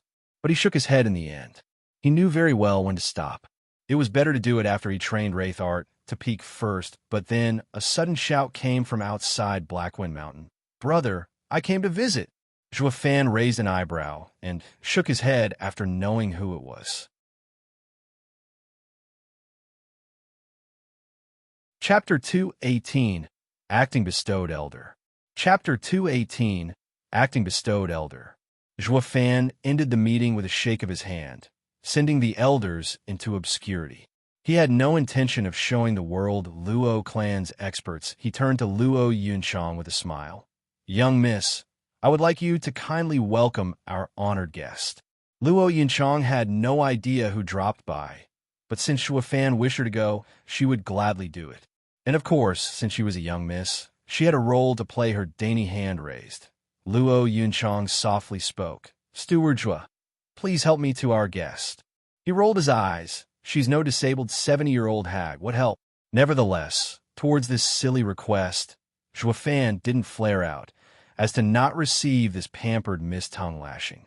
So he took her outstretched arm. It would never ever cross the past Fan's mind to do such a thing. But now, Fan found the rough edges of his character had smoothed over somewhat, particularly in the case of young miss, where he caved quite easily. God damn it. How can I still be a demonic emperor? Fan cursed, but wasn't that angry. Quite happy, in fact. As if enjoying the moment, Luo Yunchang stole a glance at the forced Fan and giggled a sweet laughter. The two thus descended, past the arrays and off the mountain. What greeted them was another mountain, more aptly put, a mountain of a man. Luo Yunchang and Fan's eyes widened, not from being impressed by the newcomer's imposing manner, but from recognition. In fact, he was Fan's brother, who he liked a lot. They were speechless because, how can any human get so fat? Yes, siree, the man before them was the third prince of the empire, his sworn brother, Yuan Kong. The man looked like a veritable wall blocking the view of the two. Hoisted on two thick and trembling legs, today was sunny and warm, but Yuan Song's head was soaked in sweat and kept on sweating buckets. "Brother, you finally came?" "I almost couldn't take it," Yuan Song gasped, wiping his head again and again with a handkerchief, only to be dripping wet the next second. The servant rushed to replace it. On his right was another familiar face to Fan, Jade Flute Divine Sword, Fong Xiaobai. Having long given up on this bloke of a disciple, Fong Xiaobai was watching the 4/5 great arrays in shock, and awe. The two were leading 20 yellow-dressed elders. Their chests stuck out, their manners filled with power. They looked like no servants of the third prince, more like guard. Fan found his face twitching, seeing the sweat-soaked Yuan Song, and sighed. "Oh, please. It's your fault for running all the way here, fatty. Can you blame me? I wouldn't have gone all out if it weren't for Imperial Father's edict." The fatty sighed and started fanning himself with his hand. "Hurry and take me up the mountain. It's too hot here." Right then, around 10 people came around him to lift him up after a strenuous effort, taking one toiling step after another, and each step left behind a deep mark. These servants weren't experts, just in the chi condensation stage. But seeing how even they were having the worst time of their lives carrying the fatty, Fan muttered, "Fatty, you're goddamn fatter. Don't say it." Imperial Father is in a bad mood. Every time that happens, he takes it out on me and leaves me suffering. I was too stressed to even eat or drink, yet the next thing I know I'm up to 400 kilograms in weight. Oh, the horror. He sighed each time he slapped his belly. This act of his made the men below him stagger. Their bent backs were creaking. Luo Yunchang couldn't bear to look a second more. Fan was speechless. You don't eat from stress, yet still gain so much weight? How damn fat will you be, then, if you're in a perky mood? How much will you eat? You're a true marvel. Fan shook his head and sighed. The fatty snickered. "Thank you, but you're just the same. We brothers are the marvels of the world." Fan's mood sank. "Are you showing off, or making yourself look goddamn better than me?" So Fan switched targets to Fong Xiaobai. "Mr. Fong, it's been a long time. Do you perhaps not care what becomes of this fatty?" "Not in the least." With a lazy wave, Fong Xiaobai smiled. "A noble man has noble qualities." Fan rolled his eyes. I was wondering what made this fatty so feisty without caring about consequences. It's all because his master encourages it. Truly, if the base is crooked, the top is out of whack. By the way, Zhuofan, you've been stirring quite the storm lately, throwing the whole Tianyu in chaos. Feng Qiubai eyed him, but that's understandable. You can't survive without going out of line. There may have not been a Luo clan today if it weren't for you monkeying around. Raising an eyebrow, Zhuofan took a long look at him, feeling his words held another meaning, but instead of continuing, he laughed. Let's talk it out inside. Then he started flying up Blackwind Mountain. Finding the fatty way too slow, Feng Qiubai lifted him along with a wave. The servants found themselves lighter and fell on the ground in bliss. They cursed, carrying that damn tub of lard will get us killed. As for the elders in yellow, they followed, as well Zhuofan and Luo Yunchang took the weary servants too. The servants finally had the leisure to not mind the wait at the peak of Blackwind Mountain. The fatty was working his damnedest in wiping the sweat off himself under a pavilion. Feng Qiubai was at the side, with poise and grace, seeing Zhuofan coming up with the servants. The fatty beckoned, "Hurry up and fan me." The servants shook their heads and started working hard at the fatty's side. Now, the fatty was finally feeling like himself. Letting the occasional cry of appreciation, Zhuofan shook his head. This fatty wasn't like this 3 years ago. Why is he so sleazy all of a sudden? What had him truly baffled, however, why aren't the old guys joining in with the servants? Zhuofan pointed. Fatty, aren't they yours as well? Why are they standing around idle? How could they be? Do you know what their cultivation is? The fatty eyes widened. Zhuofan blinked. Profound heaven. Yes, profound heaven experts. How could I have them do such a thing? It will be too humiliating for them. The fatty spoke upright. Zhuofan thought so as well. He recalls how he would often insult the radiant stage experts when he beckons them, but never asked them to pour tea for him. It was simply overkill. He found no point in respecting anyone whose talents were of no use. Am I not one to respect talents and make use of their abilities fully? Probably not, since he always saw others with a cynical eye and never showed any respect. Anyways, who in the mortal domain was worthy of the demonic emperor's respect? Zhuofan shook his head. With different statuses, there are different attitudes. Just then, Fatty struggled to walk to him and smiled. Brother, to be honest, these profound heaven experts aren't mine, but yours. Mine? No, that's not right either. You're just Luo clan's steward. How can they be yours? I mean to say that they are elders whom my imperial father offered to the Luo clan. Your clan just got a gift falling into your lap, and its rise is just around the corner. Well, are you happy?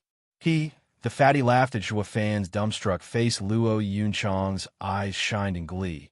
They will all be Luo clans. Before she could properly enjoy this gift of 20 profound heaven elders, Zhuofan spoke dully. Fatty, even if the emperor bestows us these profound heaven elders, we will first have to see if they are fit for the Luo clan.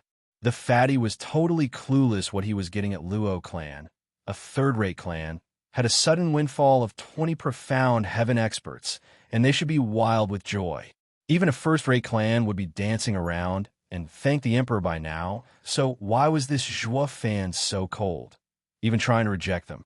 If he only knew Zhuofan had 3 radiant stage experts in the bag, he'd probably take the 20 elders back that instant. Damn, how mortifying. We have radiant stage experts, so of course we'd outright refuse some profound heaven experts. Not to mention they are. Feng Qiubai eyed Zhuofan with a deep gaze. Zhuofan walked before the elders and sized them up. He found they were quite strong, but nothing outstanding, while also detecting a great deal of pride, the kind that hinted at, if I am second, no one dares say they're first. Zhuofan frowned. What's there to be cocky about when you're not even in the radiant stage? Pacing around, he spoke. As of now, you are Luo clan's elders. I am the steward, Zhuofan. You are to listen to every one of my instructions, besides young miss. Humph, a puny steward minds me. Luo clan sure is an oddity. One of them complained before Zhuofan finished. Zhuofan's face went cold in a flash. Luo Yunchang shrugged and turned her head. Not in the least interested in their fates, there was no cocky elder in the Luo clan, not one. That was because this place housed an even more outrageously conceited steward. You could offend anyone in the Luo clan, but may God help you if you stepped on the steward's toes. Humph, your funeral. You're on your own now. Zhuofan's power goes unchallenged here. They were oblivious to this iron rule, but they do it anyway, even if they knew, since they came by the grand order of the Emperor. Though they were most certainly gambling with their lives at this point. You're tuning in to the Warrior Lore YouTube channel. Don't forget to subscribe and join us on this journey to catch the most captivating stories.